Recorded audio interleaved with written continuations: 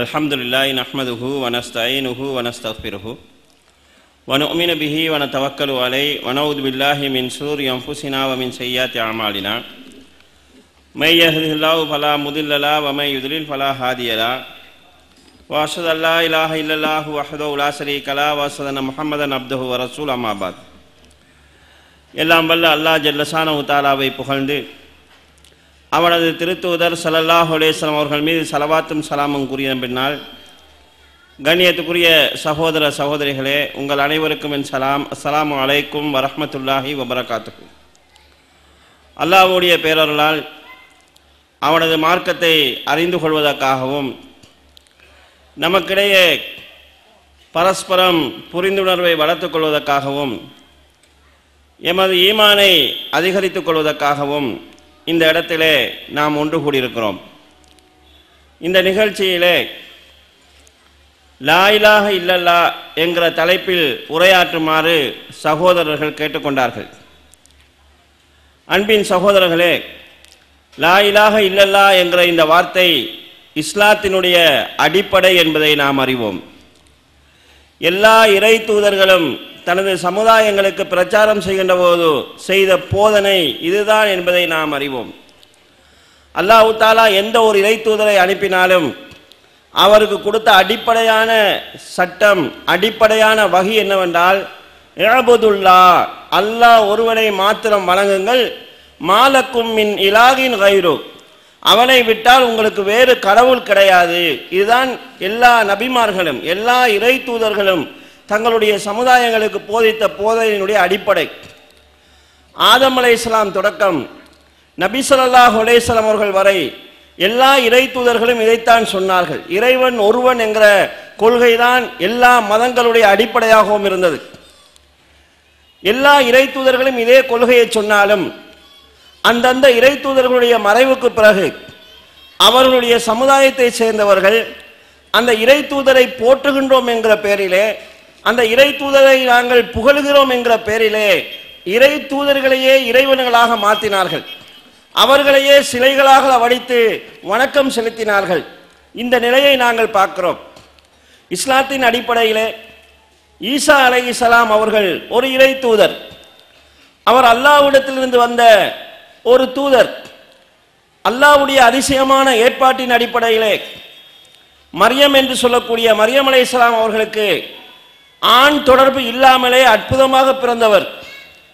அவர் மக்களிடத்திலே சொன்ன கொள்கை என்னவென்றால், இஅ்புதுல்லாஹ், அல்லாஹ் ஒருவனை வணங்குங்கள், மாலக்கும் மின் இலாஹின் கைரு, உங்களுக்கு அல்லாஹ்வை தவிர வேறு இறைவன் கிடையாது என்பதுதான் என்பது எங்களுடைய உறுதியான நம்பிக்கை.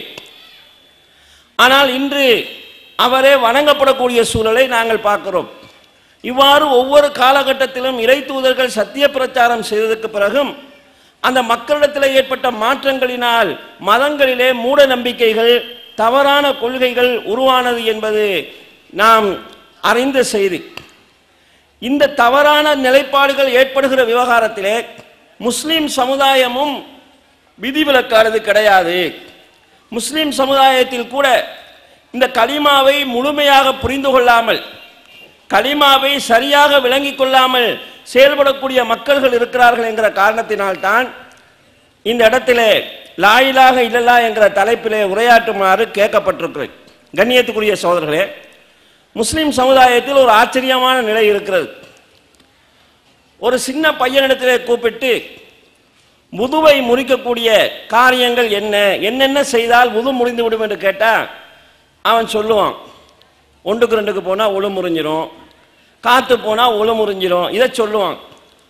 நோன்பு பிடித்த ஒருவர் என்ன செய்தால் நோன்பு பாத்திலாகும், முறிந்து விடும் என்று கேட்டால் சாப்பிட்டா நோன்பு முறிஞ்சிடும், சாதாரண பிள்ளைன்னு சொல்லும்.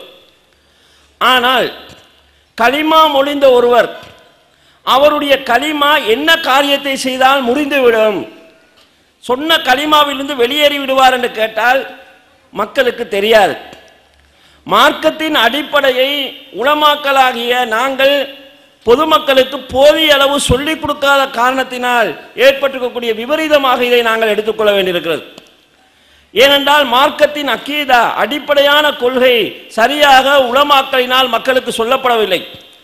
அதனால் தெரியாத்தனமாக பாமர மக்களில் பெரும்பாலானவர்கள் அல்லாஹ்வுக்கு இணை வைக்கக்கூடிய காரியங்களை கூட மார்க்கம் என்று நம்பி செய்கிறாங்க. ஆசையில் செய்கிறது கிடையாது. வீண் பம்புக்குன்னு செய்கிறாங்களான்னு கேட்டால் பொதுமக்கள் இதை செய்தால் நமக்கு நன்மை கிடைக்கும் என்கிற ஆர்வத்தில் செய்கிறார்கள். அவர்களுக்கு சரியாக சொல்லிக் கொடுக்கக்கூடாத காரணத்தினால். கலிமாவை பொறுத்தளவிலே முதலாவது கலிமாவை நாங்கள் விளங்கிக் கொள்ள வேண்டும். அல் குர்ஆனிலே அல்லாஹு தஆலா ஃபஅலம் அன்னஹு லா இலாஹ இல்லல்லாஹ், அல்லாஹ்வை தவிர வணக்கத்துக்குரியவன் யாரும் இல்லை என்பதை அறிந்து கொள்ளுங்கள் என்று அல்லாஹ் சொல்கிறான். முதலாவது கலிமாவை அறிஞ்சு கொள்ளுங்க, தெரிஞ்சு சொல்லுங்க, விளங்கி சொல்லுங்க என்று எங்களுக்கு மார்க்கம் சொல்கிறது. எனவே இந்த அடிப்படையில் கலிமாவை புரிந்து கொள்ள நாம் உட்பட வேண்டும். கண்ணியத்துக்குரிய சகோதரர்களே, அல் குர்ஆனிலே பல இடங்களிலே கலிமா சம்பந்தமாக அல்லாஹ் பேசுகிறான். கலிமானா இந்த லா இலாஹ இல்லல்லாஹ் சம்பந்தமாக பேசுகிறான். இன்னனி அனல்லாஹ், நான் தான் வணக்கத்துக்குரியவன். லா இலாஹ இல்லா அன, என்னை தவிர வேறு கடவுள் கிடையாது. ஃபஅபுதுனி, என்னையே நீங்கள் வணங்குங்கள் என்று சூஹா தாகாவினுடைய 14ஆம் வசனத்திலே அல்லாஹ் தஆலா சொல்கிறான். எல்லா நபிமார்களுடைய சமுதாயமும் எப்படி போதிக்கப்பட்டார்கள் என்றால், வமா உமிரு இல்லா லியஅபுதுல்லாஹ இல்லா யஅபுது இலாஹன் வாஹிதா, அல்லாஹ் என்கிற ஒரே ஒரு இறைவனை வணங்குமாறுதான் அவர்கள் ஏவப்பட்டார்கள். அவன் ஒருவன் மாத்திரம்தான் இறைவன். சுப்ஹானஹு அம்மா யுஸ்ரிகூன், அவர்களுக்கு இவர்கள் செய்யக்கூடிய இணைகளை விட்டும் அவன் பரிசுத்தமானவன். இப்படித்தான் அவர்களுக்கு போதிக்கப்பட்டது என்று குர்ஆனில் நிறைய இடங்களிலே சொல்லப்படுகிறது. முதலில் இந்த இடத்திலே கலிமாவினுடைய பொருளை நாங்கள் முழுமையாக விளங்கிக் கொள்ள முற்படுவோம். லா இலாஹ இல்லல்லாஹ் என்கிற இந்த கலிமாவுக்கு இருக்கக்கூடிய முதலாவது ஒரு அர்த்தம் என்னவென்றால், லா ரப்ப இல்லல்லாஹ், லா ரப்ப இல்லல்லாஹ், அல்லாஹ்வை தவிர வேறு கடவுள் இல்லை, வேறு இறைவன் இல்லை. இது முதலாவது அர்த்தம். முஸ்லிம்களில் சிலர் இதுதான் கலிமாவினுடைய முழுமையான அர்த்தம் என்று விளங்கி வைத்திருக்கிறார்கள். இறைவன் ஒருவன் என்று சொன்னா முஸ்லீம், இப்படி விளங்கி வைத்திருக்கிறாங்க. இறைவன் ஒருவன் என்று சொன்னா ஒருவன் முழுமையாக இஸ்லாத்துக்குள் வந்து விடுவானா என்று கேட்டால் அது இஸ்லாத்துக்கு வருவதற்கான முழுமையான வடிவம் கிடையாது. இந்த விஷயத்தில் அவங்க தெளிவா இருந்தாங்க. அல்லாஹ் தான் படைப்பவன், அல்லாஹ் தான் காப்பவன் என்கிறத அன்றைக்கு வாழ்ந்த மக்கத்து காவிர்கள் ஏற்று இருந்தாங்க, மறுத்தது கிடையாது. ஆனா இஸ்லாத்தில் அவங்க முழுமையா வரல, கலிமாவின் அடுத்த பகுதிகளை முழுமையாக ஏற்றுக்கொள்ளாத காரணத்தினால். கண்ணியத்துக்குரிய சகோதரர்களே, இந்த கருத்தை சொல்லக்கூடிய குர்ஆன் வசனங்களும் அல் குர்ஆனில் இருக்கிறது. ஹல் மின் ஹாலிக்கின் கைருல்லாஹ், அல்லாவை விட்டு அல்லாவை தவிர வேறு படைப்பாளன் இருக்கிறானா என்று அல் குர்ஆனில் அல்லாஹ் கேட்கிறான்.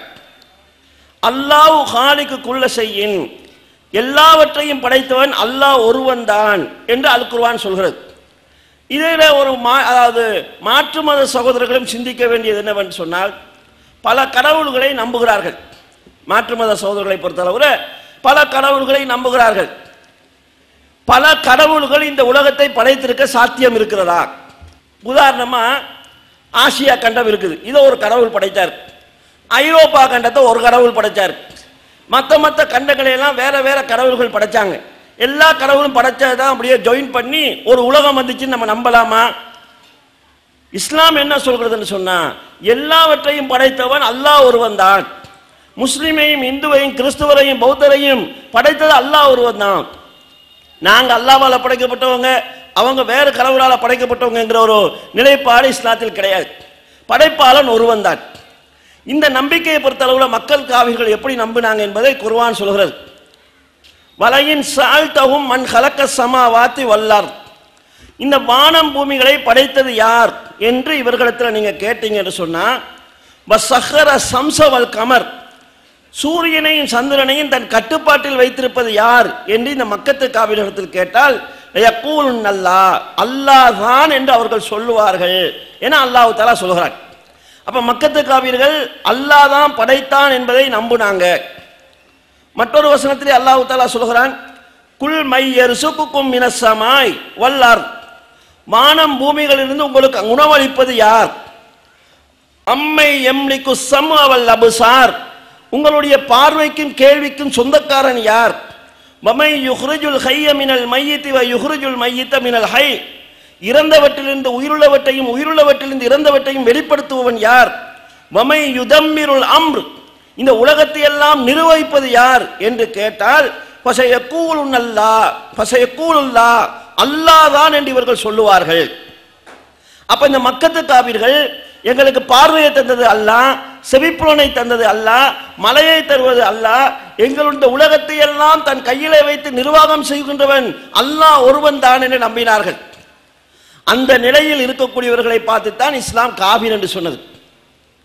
அவர்களை இஸ்லாம் காபிர்களாக, அதாவது நிராகரிப்பாளர்களாக, ஒரு இறைவனை முழுமையாக ஏற்றுக்கொள்ளாதவர்களாக பார்த்தது.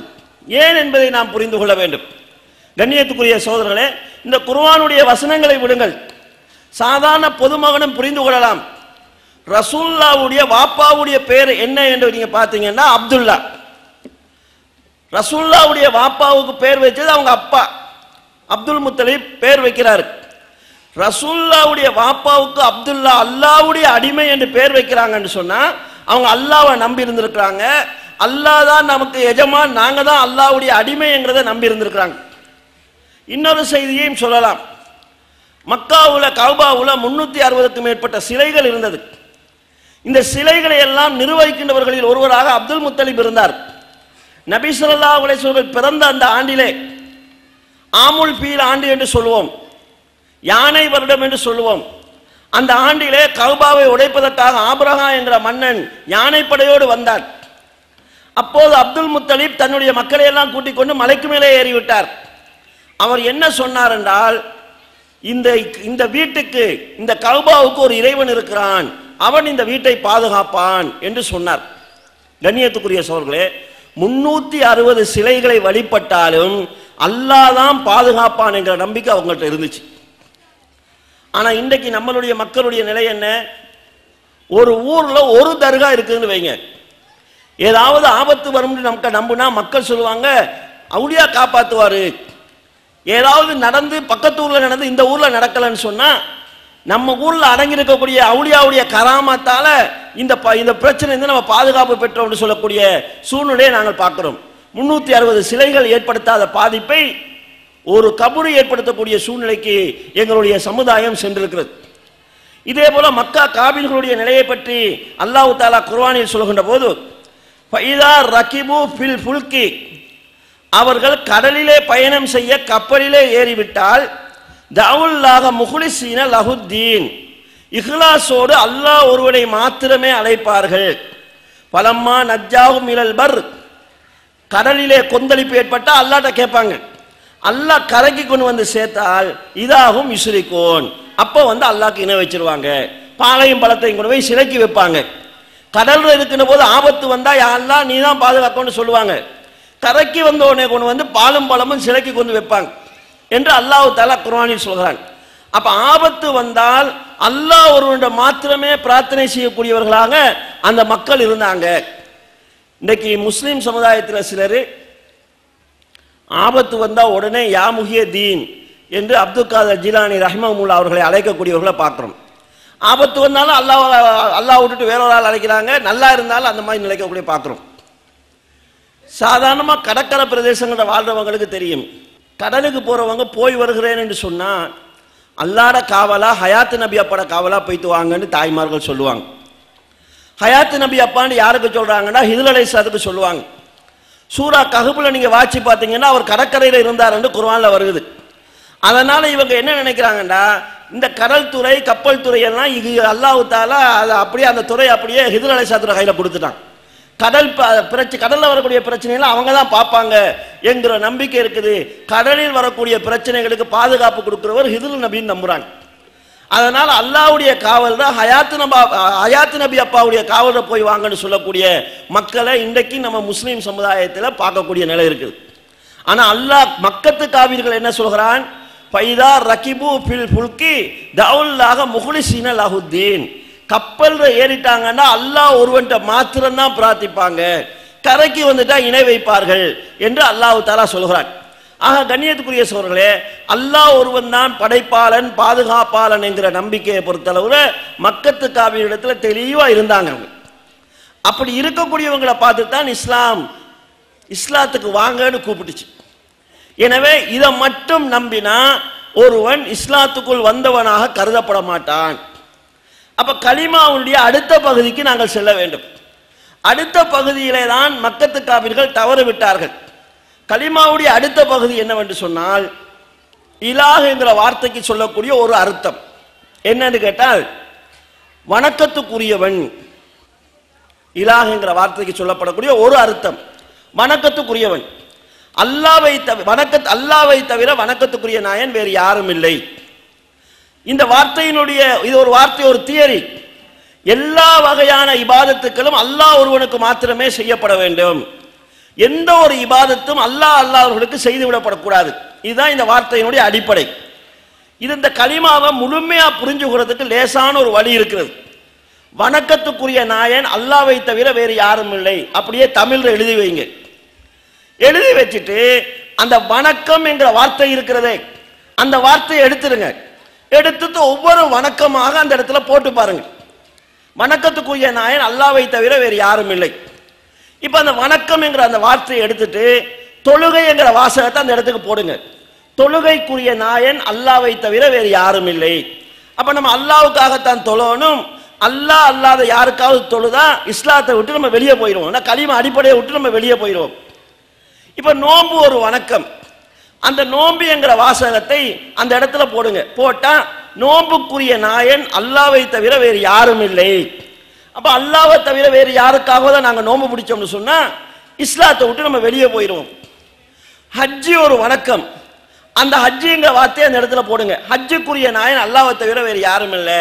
அப்ப அல்லாஹ் அல்லாதவங்களுக்காக நம்ம ஹஜ்ஜி செய்வோம்னு சொன்னா அப்ப கூட நம்ம இஸ்லாத்தை விட்டு வெளியே போயிடுவோம். இப்ப இதே வழிமுறை எடுத்து பாருங்க கண்ணியத்துக்குரிய சகோதரர்களே. துஆ என்கிறது ஒரு வணக்கம்.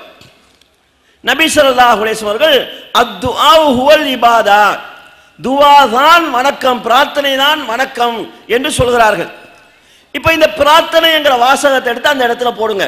வணக்கத்துக்குரிய நாயன் அல்லாஹ்வை தவிர வேறு யாரும் இல்லை என்கிற இடத்துல பிரார்த்தனை என்கிற வாசகத்தை போடுங்க. பிரார்த்தனைக்குரிய நாயன் அல்லாஹ்வை தவிர வேறு யாரும் இல்லை. இப்ப அல்லாஹ் அல்லாத ஒரு ஆடத்துல நீங்க பிரார்த்தனை செஞ்சிட்டீங்க என்று சொன்னா கலிமாவை முறிச்சு வெளியே போயிடுறீங்க. இது சாதாரண விஷயம், பெரிய ஆய்வு செய்தான் விளங்க வேண்டும் கிடையாது. இதுக்கு அல்லாஹ் தஆலா இஸ்லாத்துக்கு சொன்ன ஒரு தியரி, இது ஒரு கோட்பாடு சிதைந்து விடுகிறது. இன்றைய உள்ள நிலையில பாருங்க, நபி ஸல்லல்லாஹு அலைஹி வஸல்லம் சொன்னார்கள், மன் மாத்த வஹுவ யதுஉ மின் தூனில்லாஹி நித்தன் தகலன் நார். யார் அல்லாஹ்விடத்துல பிரார்த்தித்த நிலையில மரணிக்கிறாரோ அவர் நரகம் செல்வார் என்று ரசூல் ஸல்லல்லாஹு அலைஹி வஸல்லம் சொன்னார்கள். கண்ணியத்துக்குரிய சகோதரர்களே, இன்றைக்கு பொதுமக்களில் பலரும் நன்மை கிடைக்கும் என்கிற எண்ணத்திலே, பாதுகாப்பு கிடைக்கும் என்கிற எண்ணத்திலே, இருக்கக்கூடிய பலாய் முசீபத்து இல்லாமல் போய்விடும் என்கிற எண்ணத்திலே இறந்து போன நல்லடியார்களிடத்தில் பிரார்த்திக்கிறார்கள். நம்ம அதை வேண்டாம்னு சொல்றதுக்கு இறந்து போனவங்க மேல எங்களுக்கு ஏதாவது கோபதாவமா? அப்துல் காதர் ஜீலானி மேல எங்களுக்கு ஏதாவது கோபதாவமா? கொடுக்கல் வாங்கல் பிரச்சனையா? எங்களுக்கு என்ன காணி தகராறா? அப்துல் காதர் ஜீலானி ரஹிமஹுல்லா என்கிறவர் இந்த சமுதாயத்தில் வாழ்ந்த அறிஞர்களில் ஒருவர், போதனையாளர்களில் ஒருவர், மக்களுக்கு சத்தியத்தை சொன்னவர்களில் ஒருவர். மௌத்தாகிற நேரத்தில் கூட அத்தௌஹீத் கொள்கையில உறுதியாக இருங்கள், ஏகத்துவத்தில் உறுதியாக இருங்கள், கிதாப வ சுன்னத அமாமக், குர்ஆனையும் சுன்னாவையும் உங்களுக்கு முன்னால் வைத்துக் கொண்டு அதன் அடிப்படையில் செயல்படுங்கள் என்று தன்னுடைய பிள்ளைகளுக்கு வசியத்தை செய்துவிட்டு மரணித்தவர். அவங்க மேல கோபதாபம் கிடையாது, நீங்க தவறி போய்விடக் கூடாதுங்கிறதுக்காக பிரார்த்திக்கிறதுக்கு அல்லாஹ் ஒருவன் இருக்கிறான். அல் குர்ஆனிலே பல இடங்களிலே அல்லாஹ் தஆலா பலா ததுவும் அல்லாஹி இலாஹன் ஆகர், அல்லாஹ்வை விட்டுவிட்டு வேறு இலாஹிடத்தில் நீங்கள் கையேந்தாதீர்கள் என்று அல்லாஹ் தஆலா சொல்கிறார். குர்ஆனிலே பல இடங்களிலே உதுஊனி அஸ்தஜிபு லக்கும், என்னையே அழையுங்கள் நான் உங்களுக்கு பதிலளிக்கிறேன் என்று அல்லாஹ் தஆலா சொல்கிறான்.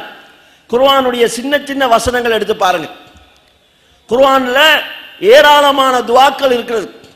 எங்கேயாவது ஒரு துஆவாவது, எங்கேயாவது ஒரு பிரார்த்தனையாவது அல்லாஹ்ட்ட இல்லாம மனுஷன்ட்ட கேட்கிற மாதிரி இருக்குதா? உங்களுக்கு தெரிஞ்ச துஆக்களை பாருங்க. ரப்பி சித்னி இல்மா, யா அல்லாஹ் எனக்கு கல்வியை அதிகரித்து தா. ரப்பிர்ஹமுமா கமா ரப்பயானி சகீரா, என் பெற்றோர்கள் என்னை சின்ன வயதில் எப்படி பேணி வளர்த்தார்களோ அதுபோல என் பெற்றோர்கள் மீது யா அல்லாஹ் நீ கருணை காட்டுவாயாக. ரப்பனா ஆத்தினா ஃபித் துன்யா, யா அல்லாஹ் இந்த உலகத்திலே மறுமையிலே நமக்கு நல்லதை தந்து விடுவாயாக. ரப்பனா தலம்னா அம்புசனா, யா அல்லாஹ் எங்களுக்கு நாங்களே அநீதி இழைத்துக் கொண்டோம், நீ எங்களை மன்னிக்கலன்னு சொன்னா நாங்க நஷ்டவாளியாக ஆகிருவோம். இப்படி குர்ஆனை நீங்க எடுத்து பார்த்தீங்கன்னா ரப்பனா ரப்பனான்னு மனுஷன் நேரடியாக அல்லாஹ்ட்ட கேட்கறதா தான் இருக்குது. அல்லாஹ் அல்லாம யாரிடத்திலாவது கேட்கக்கூடிய ஏதாவது ஒரு பிரார்த்தனை குர்ஆன்ல இருக்குதா? பெருசா உங்களுக்கு குர்ஆன் பாடம் இல்லை என்று சொன்னாலும் கூட அன்றாடம் நீங்க ஓதக்கூடிய துஆக்களை பாருங்க, எல்லா துஆக்களும் நேரா அல்லாஹ்ட்ட கேட்கறதா தான் இருக்குது. அல்லாஹ் அல்லாம யாரையாவது இடையில வச்சு கேட்கறதா இருக்குதான்னு கேட்டா அப்படி கூட துஆக்கள் கிடையாது. எனவே பிரார்த்தனைங்கிறது ஒரு வணக்கம். அதை அல்லாஹ் அல்லாதவங்க இடத்துல செய்கின்ற போது நம்ம கலிமாவை முறிச்சவர்களாக, கலிமாவை உடைச்சவங்களாக, இஸ்லாத்தினுடைய அடிப்படையை விட்டு வெளியே போனவங்களாக நம்ம ஆகிறோம். இதே போல கண்ணியத்துக்குரிய சகோதரர்களே, பாதுகாப்பு தேடுவது இது கூட ஒரு இபாதத் தான். அந்த பாதுகாப்பு தேடுவதன் மூலமா நம்ம என்ன சொல்றோம்னு சொன்னா, நீ தான் எங்களுடைய எஜமான்ங்கிறத சொல்கிறோம். குர்ஆனை எடுத்து பாருங்க, பாதுகாப்பு தேடக்கூடிய வசனங்கள் இருக்குது. நேரா அல்லாஹ்ட்ட மனுஷன் கேட்கறதா தான் இருக்கு. சின்ன சின்ன சூறாக்கள், உங்களுக்கே தெரிஞ்ச சூறாக்கள். குல் அவுது பில் நாஸ், குல் அவுது பிரபின் நாஸ், மனிதர்களின் இரட்சகனிடத்தில் நான் பாதுகாவல் தேடுகிறேன். நம்ம யார்கிட்ட பாதுகாப்பு தேடுகிறோம்? நேரா அல்லாஹ்ட்ட தேடுகிறோம். குல் அவுது பிரபில் ஃபலக், அதிகாலை பொழுதின் இரட்சகனிடத்தில் நான் பாதுகாவல் தேடுகிறேன் என்று சொல்லுங்க. அப்ப நம்ம யார்கிட்ட பாதுகாப்பு தேடுகிறோம்? காலை பொழுதின் இரட்சகனிடத்தில் பாதுகாப்பு தேடுகிறோம். அப்ப பாதுகாப்பு யாரிடத்துல தேடணும்? அல்லாஹ் ஒரு இடத்துல தேடணும். இன்றைக்கு நிலைமை என்னன்னு கேட்டா, இறந்து போனவங்கிட்ட நம்ம பாதுகாப்பு தேடுகிறோம். பத்ரு சஹாபாக்கிட்ட பாதுகாப்பு தேடப்படுகிறது. மக்கள்கிட்ட நம்பிக்கை இருக்கு. அப்படின்னு சொன்னா பத்ரு மௌலித் இருக்குது. பத்ரு சஹாபாக்களுடைய பேர்களை நம்ம எழுதி வச்சோம்னு சொன்னா கடல்ல போற நேரம் ஆபத்து வந்து அவங்க வந்து பாதுகாப்பாங்க. ஒருவர் ஹஜ்ஜிக்கோ உம்ராவுக்கோ போறாரு. போனா அவருடைய வீட்டில் திருடர்கள் வராங்க. திருட வர நேரம் எல்லாம் பார்த்தா உள்ள யாரோ வாள் தீட்டி கொண்டிருக்கிற மாதிரி சத்தம் கேட்குது. பயந்து போயிடறாங்க. பிறகு அவங்களுக்கு ஒரு நினைப்பு வருது, என்னன்னு அறிஞ்சுக்கொண்டு வந்து இவர்கிட்ட வந்து கேட்குறாங்க, உங்க வீட்டுக்கு களவெடுக்க வர நேரமெல்லாம் உள்ள யாரோ வாழை தீட்டி கொண்டிருக்கிறாங்க, வந்தா வெட்டிடுவாங்க, நம்ம போயிட்டோம். என்ன விசேஷம்னு கேட்டா, அவருடைய வீட்டில் பத்ரு சஹாபாக்குடைய பேர்களை எழுதி வச்சாராம், அவங்க வந்து பாதுகாப்பு கொடுக்குறாங்க என்கிற மாதிரி செய்திகள் சொல்லப்பட்டு பத்ரு மௌலிது ஓதப்படுகிறது. கண்ணியத்துக்குரிய சகோதரர்களே, அல்லாஹ்வே குர்ஆன்ல என்ன சொல்கிறான்னு சொன்னா, இந்த பத்ரு சஹாபாக்கள் அல்லாஹ்ட்ட பாதுகாப்பு தேடினாங்க. இது தஸ்தகிதூன ரப்பக்கும் ஃபஸ்தஜாபலக்கும், பத்ரு போருடைய சந்தர்ப்பத்தில் நீங்கள் உங்களுடைய ரப்பிடத்திலே பாதுகாப்பு தேடிய போது அல்லாஹ் உங்களுக்கு பதிலளித்தான் என்று அல்லாஹ் தஆலா சொல்கிறான். அப்ப பாதுகாப்பு நம்ம தேடுறதாக இருந்தால் அல்லாஹ் ஒரு இடத்துல தான் பாதுகாப்பு தேட வேண்டும். அடுத்ததாக கண்ணியத்துக்குரிய சகோதரர்களே, நேர்ச்சை வைக்கிறது. நேர்ச்சைங்கிறது ஒரு இபாதத்து. நம்ம என்ன செய்யணும்? வணக்கத்துக்குரிய நாயன் அல்லாஹ்வை தவிர வேறு யாரும் இல்லை என்கிற அந்த இடத்துல நேர்ச்சை என்கிற சொல்ல போட்டு பாருங்க. வணக்கத்துக்குரியவன் என்கிற இடத்த வணக்கம் என்கிற வார்த்தையை எடுத்துட்டு நேர்ச்சையை போடுங்க. நேர்ச்சையை போட்டீங்கன்னு சொன்னா நேர்ச்சைக்குரிய நாயன் அல்லாஹ்வை தவிர வேறு யாரும் இல்லை என்று வரும். அப்ப அல்லாஹ் அல்லாத யாருக்காவது நீங்க நேர்ச்சை வச்சீங்கன்னு சொன்னா இஸ்லாமிய வட்டத்திலிருந்து வெளியே போறதாக அது ஆகிரும். நேர்ச்சையை பற்றி குர்ஆன் ஹதீஸ்ல என்ன சொல்லப்படுகிறது? யூஃபூன பின் நதிரி வயகாபூன ரப்பன், அதாவது யூஃபூன பின் நதிர், உண்மையான மூமின்கள் செய்யப்பட்ட நேர்ச்சைகளை நிறைவேற்றுவார்கள் என்று அல்லாஹ் சொல்கிறார். அப்ப நேர்ச்சைங்கிறது ஒரு இபாதத்து. இந்த இபாதத்தை அல்லாஹ்வுக்காக வைக்க வேண்டும். இன்றைக்கு நிறைய பெற்றோர்கள் எப்படி இபாதத்து வைக்கிறாங்க? பிள்ளைக்கு சுகம் இல்லை, இந்த நோய் குணமானா இந்த இடத்துல இருக்கக்கூடிய கபருக்கு நம்ம போர்வை போத்துவோம், இந்த இடத்துல இருக்கக்கூடிய கபருக்கு வைத்திருக்கக்கூடிய விளக்குக்கு நம்ம எண்ணெய் ஊத்துவோம், அந்த கபரடியை சுத்தி 3 முறை நம்ம பிள்ளைய உருட்டி எடுப்போம், இப்படி எல்லாம் நேர்ச்சை வைக்கிறாங்க. கண்ணியத்துக்குரிய தாய்மார்களே, அன்பின் சகோதரிகளே, கபூர்ல ஒருவர் இருக்கிறார், எதுக்கு நீங்க போர்வை போத்துறீங்க? அவருக்கு வெயில் அடிக்கணும், நீங்க போர்வை போத்துனீங்கன்னு சொன்னா இஸ்லாத்துக்கு புறம்பா வாழ்ந்தவங்களுடைய கபருக்கெல்லாம் கூரை போட்டா வெயில் தான் பாதுகாப்பு பெற்றுவாங்களா? அவர் உண்மையிலே மௌத்தா போனவர் நல்ல மனுஷனா இருந்தா உங்களோட போர்வை அவருக்கு தேவைப்படுமா? அல்லாதான் அவருடைய கபரை சுவன பூஞ்சோலையை ஆக்கிடுவானே. சுவன பூஞ்சோலைக்கு உங்க போர்வை தேவையா? கபரடியில எதுக்காக நீங்க விளக்கு வைக்கிறீங்க? அவருக்கு வெளிச்சம் தேவையா? அவர் நல்ல மனுஷனா இருந்தா சுவன பூஞ்சோலையில் இருட்டிலையா இருப்பார் அவரு? அல்லாஹ் அவருக்கு வெளிச்சம் கொடுக்க மாட்டானா? நீங்களே அப்ப அவரை கெட்டவர்னு சொல்றீங்க. அங்க இருட்டா இருக்கும், அவருக்கு நரகப்படுகொலியா இருக்கும், நம்ம லைட்டு போட்டு கொஞ்சம் பாதுகாப்பு கொடுப்போம். அங்க அவருக்கு கடுமையான வேதனை இருக்கும், நம்ம கொஞ்சம் ஒரு கவர் பண்ணி போர்வை போத்தி வைப்போம். இப்படி அவங்களை இழிவுபடுத்துறது ஆகிரும். உண்மை என்னன்னு சொன்னா, இந்த கபறுகளை வைத்துக் கொண்டிருக்கிறவர்கள் தான் அந்த மரணித்து போன நல்லவர்களை கேவலப்படுத்துறாங்க. நீங்க கடந்த கால அறிஞர்களுடைய வாழ்க்கையை பார்த்தீங்கன்னு சொன்னால், அவங்க யார்கிட்டையும் கையேந்தி இருக்க மாட்டாங்க. பெரிய பெரிய மன்னர்கள் எல்லாம் கொடுத்த பொன்முடிகளை எல்லாம் வீசி எறிஞ்சவங்களா இருப்பாங்க. அப்படி வாழ்ந்தவங்கன்னு சொல்லக்கூடியவங்களுடைய கபர் அடியில கொண்டு வைத்து உண்டியல் வச்சிருக்கிறாங்க. ₹1, ₹2, ₹10 வரைக்கும் சில்லறை காசு போடுறதுக்கு. உங்க நாணயம் அவருக்கு எதுக்கு தேவைப்படுது? வாழுகின்ற போதே அடுத்தவங்கிட்ட கையேலாம வாழ்ந்தவங்களை அவங்க பேர்ல உண்டியலை வச்சு ஒரு கூட்டம் பொழைப்பு நடத்துறதுக்கு நம்ம காரணமா ஆயிட்டோமா இல்லையா? இந்த காசு அவங்களுக்கு எதுக்கு? சொர்க்கத்துக்கு போய் சாமான் வாங்குறதுக்கா? இதை வச்சு அவங்க ஆலமுல் பர்சகளை என்ன செய்ய போறாங்க? அப்ப இதுதான் அவர்களை கேவலப்படுத்தக்கூடிய ஒரு வழிமுறை என்பதை நாம் புரிந்து கொள்ள வேண்டும். அப்ப நேர்ச்சையை பொறுத்தளவுல அது ஒரு இபாதத்து, அல்லாஹ் ஒருவனுக்காகவே செய்யப்பட வேண்டியது. எங்களுடைய மக்கள் எப்படியெல்லாம் நேர்ச்சை வைக்கிறாங்கண்டா, கையில பழுதுன்னு சொன்னா ஒரு கபர் அடிக்கு வெள்ளியில கை செஞ்சு கொடுப்போம், தங்கத்துல கை செஞ்சு கொடுப்போம், இப்படி நேர்ச்சை வைக்கிறாங்க. சாதாரணமாக கடற்கரை ஓரங்களில் கொடிமரம் வச்சிருப்பாங்க. அந்த கொடிமரத்துக்கு சாம்பிராணி புகை பிடிப்பது, சந்தன குச்சி குத்துவது, கொடி கட்டுவது, ₹2, ₹4, ₹5 நாணயங்களை வச்சு கட்டி வைக்கிறது, இப்படி எல்லா வகையான நேர்ச்சைகளும் நடக்கிறது. நேர்ச்சை செய்கின்ற போது அல்லாஹ்வுக்காக செய்ய வேண்டும், மார்க்கத்தில் சொல்லப்பட்டிருக்கக்கூடிய வரையறைக்குள்ள செய்ய வேண்டும். எது இபாதத்தா சொல்லப்பட்டிருக்கிறதோ அதை மட்டும் நேர்ச்சை வைக்க வேண்டும். ரசூல் ஸல்லல்லாஹு அலைஹி வஸல்லம் காலத்தில் ஒருவர் பாதையோரத்தில் வெயிலில் நின்றுட்டு இருக்கிறார். இப்போ ரசூல்லா கேட்டாங்க, என்ன அவர் வெயிலில் நிற்கிறாரு? அவர் நேர்ச்சை வச்சிருக்கிறாரு. என்ன நேர்ச்சைன்னு சொன்னா, யாரோடையும் பேச மாட்டேன், வெயில் அடிச்சா நிழல்ல போய் நிற்க மாட்டேன், நோம்பு பிடிப்பேன்னு நேர்ச்சை வச்சிருக்கிறார் என்று சொல்லப்பட்டது. அப்ப நபி ஸல்லல்லாஹு அலைஹி வஸல்லம் சொன்னாங்க, அவருக்கு மக்களோடு பேச சொல்லுங்க. பேசாம இருக்கிறது ஒரு இபாதத்து கிடையாது. அவருக்கு வெயில விட்டு போய் நிழல்ல நிக்க சொல்லுங்க. இவர் வெயில நிக்கிறதுனால அல்லாஹ் இறக்கப்பட்டு கேட்கறத கொடுக்க போறது கிடையாது. நோம்பை மட்டும் பிடிக்க சொல்லுங்கன்னு சொன்னாங்க. எது இபாதத்தா இருக்குதோ அதை மட்டும் நம்ம நேர்ச்சை வைக்கலாம். அதுவும் அல்லாஹ்வுக்காக என்று வைக்கிற நேர்ச்சையாக இருக்க வேண்டும். இதே போல கண்ணியத்துக்குரிய சகோதரர்களே, குர்பான் என்கிறது ஒரு இபாதத், அறுத்து பலியிடுவதுங்கிறது ஒரு இபாதத்து இஸ்லாத்தின் பார்வையில். இப்ப அதை கலிமாவுடைய வாசகத்தில் போட்டு பாருங்க, வணக்கத்துக்குரிய நாயன் அல்லாஹ்வை தவிர வேறு யாரும் இல்லை. அந்த இடத்துல வணக்கம் என்கிற வார்த்தையை எடுத்துட்டு குர்பான் என்கிற வாசகத்தை சேருங்க. குர்பானுக்குரிய நாயன் அல்லாஹ்வை தவிர வேறு யாரும் இல்லை. அப்ப அல்லாஹ் அல்லாத யாருடைய பேரிலும் யாருக்காகவும் அறுத்து பலியிடக்கூடாது. இன்னைக்கு நிறைய கந்தூரிகள் நடக்கிற நேரத்தில் யாருடைய பேர்ல கந்தூரி நடக்கிறதோ அவருக்காக அறுத்து பலியிடப்படுகிறது. மாட்டை அறுத்து வைக்கிறாங்க, ஆடுக்கு நேர்ச்சை வைக்கிறாங்க, கோழி சேவல் நேர்ச்சை வைக்கிறாங்க. இப்படி மக்கள் செய்வதை நாங்கள் பார்க்கிறோம்.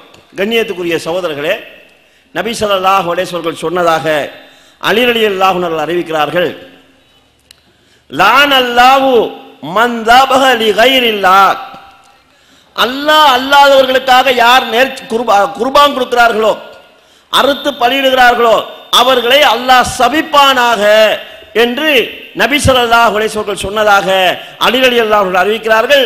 இந்த ஹதீஸ் சஹீஹ் முஸ்லிமிலே பதிவு செய்யப்பட்டிருக்கிறது. அல்லாஹ் அல்லாதவர்களுக்காக அறுத்து நபியினுடைய சாபத்தை வாங்குவதற்காகத்தான் நம்ம காசு செலவழிக்கிறோமா, அதுக்காகத்தான் நம்ம கந்தூரிக்கு செலவு செய்கிறோமா என்பதை சிந்தித்து பார்க்க வேண்டும். கண்ணியத்துக்குரிய சோழர்களே, அறுத்து பலியிடுதல்ன்றது சாதாரண ஒரு பிரச்சனை கிடையாது. ஒரு முறை நபி ஸல்லல்லாஹு அலைஹி வஸல்லம் சொன்னார்கள், ஒரு ஈயினால் ஒரு மனிதர் சொர்க்கம் போனார், ஒரு ஈயினால் ஒரு மனிதர் நரகம் போனார் என்று ரசூல் ஸல்லல்லாஹு அலைஹி வஸல்லம் சொன்னாங்க. இப்ப சஹாபாக்கள் கேட்டாங்க, அது எப்படி யா ரசூலுல்லாஹ்னு கேட்டாங்க. அப்ப நபி ஸல்லல்லாஹு அலைஹி வஸல்லம் சொன்னாங்க, முன்னொரு காலத்துல 2 பேர் ஒரு பயணம் போனாங்க. அவங்க ஒரு ஊரை கடந்து போக வேண்டியிருந்தது. போற வழியில ஒரு சிலை இருந்தது. அங்க உள்ள போறவங்க எல்லாம் அந்த சிலைக்கு ஏதாவது காணிக்கை செலுத்திட்டு தான் போவாங்க. இன்றைக்கு நம்ம சில ஏரியாக்கள் அப்படி பார்க்கலாம். பாதையோரங்களில் சில தர்காக்கள் இருக்கும். அந்த வழியால போறவங்க உண்டியல்ல காசு போட்டு தான் போகணும். அப்படி இல்லாம போனா போற வழியில ஏதாவது ஆபத்து நடக்கும்னு நம்பிக்கை இருக்குது. அவுளியாக்களை எல்லாம் ஏரியா ரவுடிகளா மாத்திட்டாங்க பாருங்க. அந்தந்த ஏரியாக்குள்ள இருக்கக்கூடிய ரவுடிக்கு லஞ்சம் கொடுத்தா தான் அந்த ஏரியாவில் பிசினஸ் பண்ணலாம் என்கிற ஒரு நிலை இருக்குது. இந்த ரோட்டால போனா இவருக்கு காசு கொடுக்கலன்னு சொன்னா போற வழியில பிரேக்கை பிடிச்சி இழுத்து விட்டுருவாரு, நம்மளை பிடிச்சி சைட்ல தள்ளி விட்டுருவாருன்னு சொல்லி சொன்னா அவுளியாக்களை பத்தி நீங்க என்ன நம்பி வச்சுட்டு இருக்கிறீங்க? அப்ப இந்த மாதிரி ஒரு நம்பிக்கை மக்களிடத்தில் இருக்குது. அப்ப அவங்களுக்கு ஏதாவது காணிக்க போடுவாங்க. அப்படி ஒரு நம்பிக்கையில அவங்க காணிக்க போடணும். இப்ப 2 பேர் போறாங்க. போகின்ற போது அந்த மக்கள் சொல்றாங்க ஏதாவது காணிக்க போட்டு போங்கன்றாங்க. அப்ப இவங்க சொல்றாங்க நம்மகிட்ட ஒன்றுமே கிடையாதுன்னு சொல்லி. அப்ப அவங்க சொல்றாங்க உங்களுக்காக சட்டமெல்லாம் மாற்ற முடியாது, காணிக்க ஒன்றும் இல்லைன்னு சொன்னா ஒரு ஈயாவது ஒரு கொசுவையாவது அடிச்சு போட்டு போங்கன்னு சொல்றாங்க. அப்போ ஒரு மனுஷன் பார்க்கிறாரு, கொசு தானே, ஒரு கொசுவை பிடிச்சி அடிச்சு போட்டு போயிடார். நபி ஸல்லல்லாஹு அலைஹி வஸல்லம் சொன்னாங்க தஹலன் நார், அவன் நரகம் செல்வான் என்று சொன்னாங்க. அடுத்த மனுஷன் சொல்றாங்க ஒரு கொசுவை அடிச்சு போடுன்னு சொல்லி. அவர் சொல்றாரு அல்லாஹ்வை தவிர வேறு யாருக்காகவும் எந்த உயிரை நான் பலியிட மாட்டேன் என்று சொல்றாங்க. அவரை பிடிச்சு அடிச்சு கொலை பண்ணிடுறாங்க. நபி ஸல்லல்லாஹு அலைஹி சொன்னாங்க தஹலல் ஜன்னா, இந்த மனிதர் சொர்க்கம் போவார் என்று ரசூல் ஸல்லல்லாஹு அலைஹி சொன்னாங்க. அப்போ ஒரு ஈயையாவது அல்லாஹ்வுக்காக அடித்து போட்டால், அந்த எண்ணத்தில் கொன்றால் அது நரகம் போறதுக்கு காரணமாக அமையும் என்று சொன்னா, நம்ம ஆடு நேர்ந்து விடுறோம் மாடு நேர்ந்து விடுறோம், வாய்ப்பு இருந்தா யானையை கூட அறுத்து போட்டுருவாங்க, முடியல அதனால விட்டு சும்மா இருக்கிறாங்க. இந்த மாதிரி ஒரு நிலையில நம்ம இருந்தோம்னு சொல்லி சொன்னா நம்மளுடைய நிலை என்ன என்கிறத இந்த அதாவது தெரியாதனமாக உலமாக்கள் சரியாக சொல்லிக் கொடுக்காத காரணத்தினால இதையெல்லாம் செய்து கொண்டிருக்கக்கூடிய பொதுமக்கள் சிந்திக்க வேண்டும். கண்ணியத்துக்குரிய சகோதரரே, இப்படி பார்த்தால் எந்த வகையான இபாதத்தும் அல்லாஹ் அல்லாத யாருக்காகவும் செய்யப்பட்டு விடக்கூடாது. அப்படி செய்தால் என்ன சாதாரண விஷயமா? அல் குர்ஆனில் அல்லாஹ் தஆலா சொல்கிறான் இன்னல்லாஹ லா யக்பிரு அன் யுஸ்ரக பிஹி வ யக்பிரு மா தூன ஸாலிக லிமன் யஷா. அல்லாஹ் தஆலா தனக்கு இணை வைப்பதை மன்னிக்கவே மாட்டான். அது அல்லாத ஏனைய பாவங்களை தான் நாடியவர்களுக்கு மன்னிப்பான் என்று அல்லாஹ் தஆலா சொல்கிறான். அப்ப இந்த அல்லாஹ்வுக்காக நம்ம நேர்ச்சை வைத்து விட்டால், அல்லாஹ்வுக்காக அறுத்து குர்பான் கொடுத்து விட்டோம்னு சொன்னா, அல்லாதவங்கள்ட்ட நம்ம பாதுகாப்பு தேடிட்டோம்னு சொன்னா, அல்லாஹ்விடத்துல நம்ம பிரார்த்தனை செய்துட்டோம்னு சொன்னா, முதலாவது நிலை என்ன என்றால் அல்லாஹ் எங்களை மன்னிக்க மாட்டான். இரண்டாவது நிலை என்னவென்று கேட்டால், அல் குர்ஆனில் அல்லாஹ் தஆலா சொல்கிறான் வலக்கத் அவ்ஹைனா இலைக்க வஇலல்லதீன மின் கப்லிக லஇன் அஸ்ரக்த லயஹ்பதன் அமலுக. நபியே, உமக்கு முன்னால் உள்ள இறை தூதர்களுக்கு நாங்கள் சொன்னது என்னவென்றால், நீங்க தான் அல்லாஹ்வுக்கு இணை வைத்தாலும் உங்களுடைய எல்லா அமல்களும் அழிந்துவிடும். நம்ம இணை வைத்தலோடு செய்து கொண்டு எவ்வளவுதான் அமல் செய்தாலும் அந்த அமல்கள் எதுவுமே அல்லாஹ்வினால் ஏற்றுக்கொள்ளப்பட மாட்டாது. நீங்க கந்தூரிக்கு மாடு கொடுத்து கொண்டு ஒரு நாளைக்கு 1000 வக்து தொழுதாலும் உங்களோட தொழுகை அங்கீகரிக்கப்பட மாட்டாது. காலம்பூராக நோன்பு பிடிச்சாலும் நோன்பு அங்கீகரிக்கப்பட மாட்டாது. நீங்க திக்ரு செய்து உங்களுடைய கையெல்லாம் தேஞ்சி போனாலும் திக்ருகள் அல்லாஹ்வால் அங்கீகரிக்கப்பட மாட்டாது. சதக்கா கொடுத்து நீங்க ஓட்டாண்டியா போனா கூட அந்த சதக்காக்கள் அல்லாஹ்வால் அங்கீகரிக்கப்பட மாட்டாது. எதையாவது செய்துட்டு நீங்க அல்லாஹ்விடத்துல அதற்கான கூலியை பெற வேண்டும் என்றால் இணை வைத்தலை விட்டு முழுமையாக நீங்கி இருக்க வேண்டும். அடுத்ததாக ஒரு நிலை என்னவென்று சொன்னால், நாளை மறுமையில சொர்க்கம் ஹராமாயிரும். ஒரு காலமும் சொர்க்கம் போகவே முடியாது. அதாவது அல் குர்ஆன் அல்லாஹ் தஆலா சொல்றான், யார் அல்லாஹ்வுக்கு இணை வைக்கிறார்களோ ஃபக்கத் ஹர்ரம் அல்லாஹு அலைஹில் ஜன்னா, அவர்களுக்கு அல்லாஹ் சுவர்க்கத்தை ஹராமாக்கி விடுகிறான். வ மஅவாஹுன் நார், அவர்களுடைய நிரந்தர தங்குமிடம் நரகம்தான் என்று அல் குர்ஆனில் அல்லாஹ் தஆலா சொல்கிறான். எனவே கண்ணியத்துக்குரிய சகோதரர்களே, எந்த வகையான இபாதத்துக்களையும் அல்லாஹ்விடத்துல செஞ்சிடக்கூடாது. மக்கத்து காபிகளிடத்தில் இருந்த பிரச்சனை என்ன? அல்லாஹ் இறைவன் இல்லை என்று அவர்கள் சொல்லவில்லை. அல்லாஹ் தான் வானம் பூமிகளை படைத்தான் என்பதை நம்மளை விட உறுதியா நம்பித்தான் இருந்தாங்க. அவங்கள்ட்ட இருந்த பிரச்சனை என்னவென்றால், பிரார்த்தனை அல்லாஹ் அவங்ககிட்ட செஞ்சாங்க, பாதுகாப்பு அல்லாஹ் அவங்ககிட்ட கேட்டாங்க, ஏதாவது நன்மைகள் தமக்கு வர வேணும்னா அல்லாஹ் அவங்ககிட்ட கேட்டாங்க. இதனால அவர்கள் இஸ்லாமிய வட்டத்துக்கு வெளியே நின்றார்கள். எனவே கண்ணியத்துக்குரிய சகோதரர்களே, இந்த தவறுகளிலிருந்து முழுமையாக நீங்கள் வெளிவர வேண்டும். பொதுவாக கடந்த உலமாக்களை மட்டும் குறை சொல்லி நீங்கள் அல்லாஹ்விடத்தில் தப்பிவிட முடியாது. ஏனென்றால் எப்படி உலமாக்கள் தவறான கருத்தை சொல்கிறார்களோ அதைவிட வலுவாக குர்ஆன் ஹதீஸுடைய கருத்தும் பிரச்சாரம் செய்யப்படுகிறது. திறந்த மனதோடு நீங்கள் கேட்காமல், உங்களுடைய மூளையை திறந்து வைக்காமல், சொல்லப்படக்கூடிய செய்திகளை சிந்தனைக்கு எடுக்காமல் தவறான வழியிலே நீங்க போய் கொண்டிருந்தால் அதுக்கு நீங்களும் பொறுப்பாளியா ஆகுறீங்க. சாதாரணமா ஒரு கடைக்கு போய் சாமான் வாங்குற போது அது மேட் இன் ஜப்பானான்னு பாக்குறீங்க, சைனாவான்னு பாக்குறீங்க. உலமாக்கள் சொன்னா இது குர்ஆனா ஹதீஸான்னு நீங்க பார்க்க கூடாதா? இது கேட்க கூடாதா? அல்லாஹ் ஒரு இபாதத்துன்னு வருகின்ற போது அல்லாஹ்வுக்கு மட்டுமே செய்ய வேண்டும் என்கிற அடிப்படையை புரிஞ்சு வச்சுத்தானே இருக்கிறோம். எனவே கண்ணியத்துக்குரிய சகோதரர்களே, இந்த விஷயத்துல உங்களுடைய மறுமையை, உங்களுடைய கபருடைய வாழ்க்கையை நீங்க பாதுகாக்க வேண்டும் என்கிறதுனால நிதானமாக சிந்திக்க வேண்டிய தேவை இருக்கிறது. அடுத்ததாக கண்ணியத்துக்குரிய சகோதரர்களே, கலிமாவினுடைய பொருளின் 3ஆம் பகுதி, இது புரிஞ்சு கொள்வதற்கு கொஞ்சம் கஷ்டமாக இருக்கலாம். இதுல தான் நிறைய சிந்தனை சிக்கல்கள் உருவாகி இருக்கிறது. அது என்னவென்று சொன்னால், இந்த இலாஹ் என்கிற வார்த்தை, லா இலாஹ் என்று சொல்கிறோமே, இந்த இலாஹ் என்கிற வார்த்தை ஒரு சின்ன வார்த்தை தான், ஆனால் நிறைய பொருள் உடையது. இந்த இலாஹ் என்கிற வார்த்தைக்கு குர்ஆனிலும் ஹதீஸிலும் வரக்கூடிய அல்லாஹ்வுடைய எல்லா பெயர்களும் பொருளாக இருக்கிறது. இலாஹ் என்று சொன்னால் அளவற்ற அருளாளன், இலாஹ் என்று சொன்னால் நிகரற்ற அன்புடையவன், இலாஹ் என்று சொன்னால் பாவங்களை மன்னிக்க கூடியவன், இலாஹ் என்று சொன்னால் மறைவானவற்றை அறிந்தவன் என்று எல்லா பொருளும் இருக்குது. கலிமாவை நீங்க முழுமையாக பொருளை புரிந்து கொள்ள வேண்டும் என்றால் அஸ்மாவுல் ஹுஸ்னா என்று சொல்கிறீர்களே, எல்லா பொருளையும் இந்த இலாஹ் என்கிற இடத்துல போட்டு பார்க்க வேண்டும். அப்போதுதான் கலிமாவுடைய முழுமையான அர்த்தம் வரும்.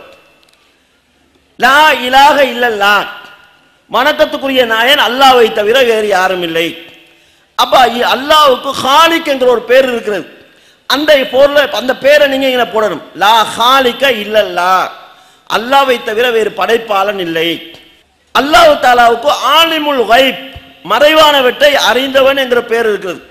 அந்த ஆலிமுல் கைப் என்கிற வாசகத்தை எடுத்து இந்த லா இலாஹ இல்லல்லாஹ் இந்த இலாஹ் என்கிற வாசகம் இருக்குதே அதை எடுத்துட்டு இந்த ஆலிமுல் கைப் என்கிற வாசகத்தை நீங்க போடணும்.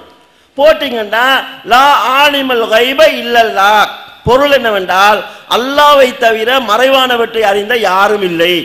இப்படி 99 அஸ்மாவுல் ஹுஸ்னா என்று சொல்கிறீர்களே, எல்லா பேரையும் போட வேண்டும். போட்டால்தான் கலிமாவினுடைய முழுமையான பொருள் வரும். கலிமாவுக்கு நம்ம லேசா வணக்கத்துக்குரிய நாயன் அல்லாஹ்வை தவிர வேறு யாரும் இல்லைன்னு பொருளை சொல்லிட்டு போயிடும். 99 பொருள் வரும் இந்த இடத்துல நம்ம போட்டோம்னு சொன்னாங்க. இந்த 99 பொருளும் கலிமாவுடைய அடிப்படை. இதுல தவறு விடுகின்ற போது பிரச்சனை வரும்.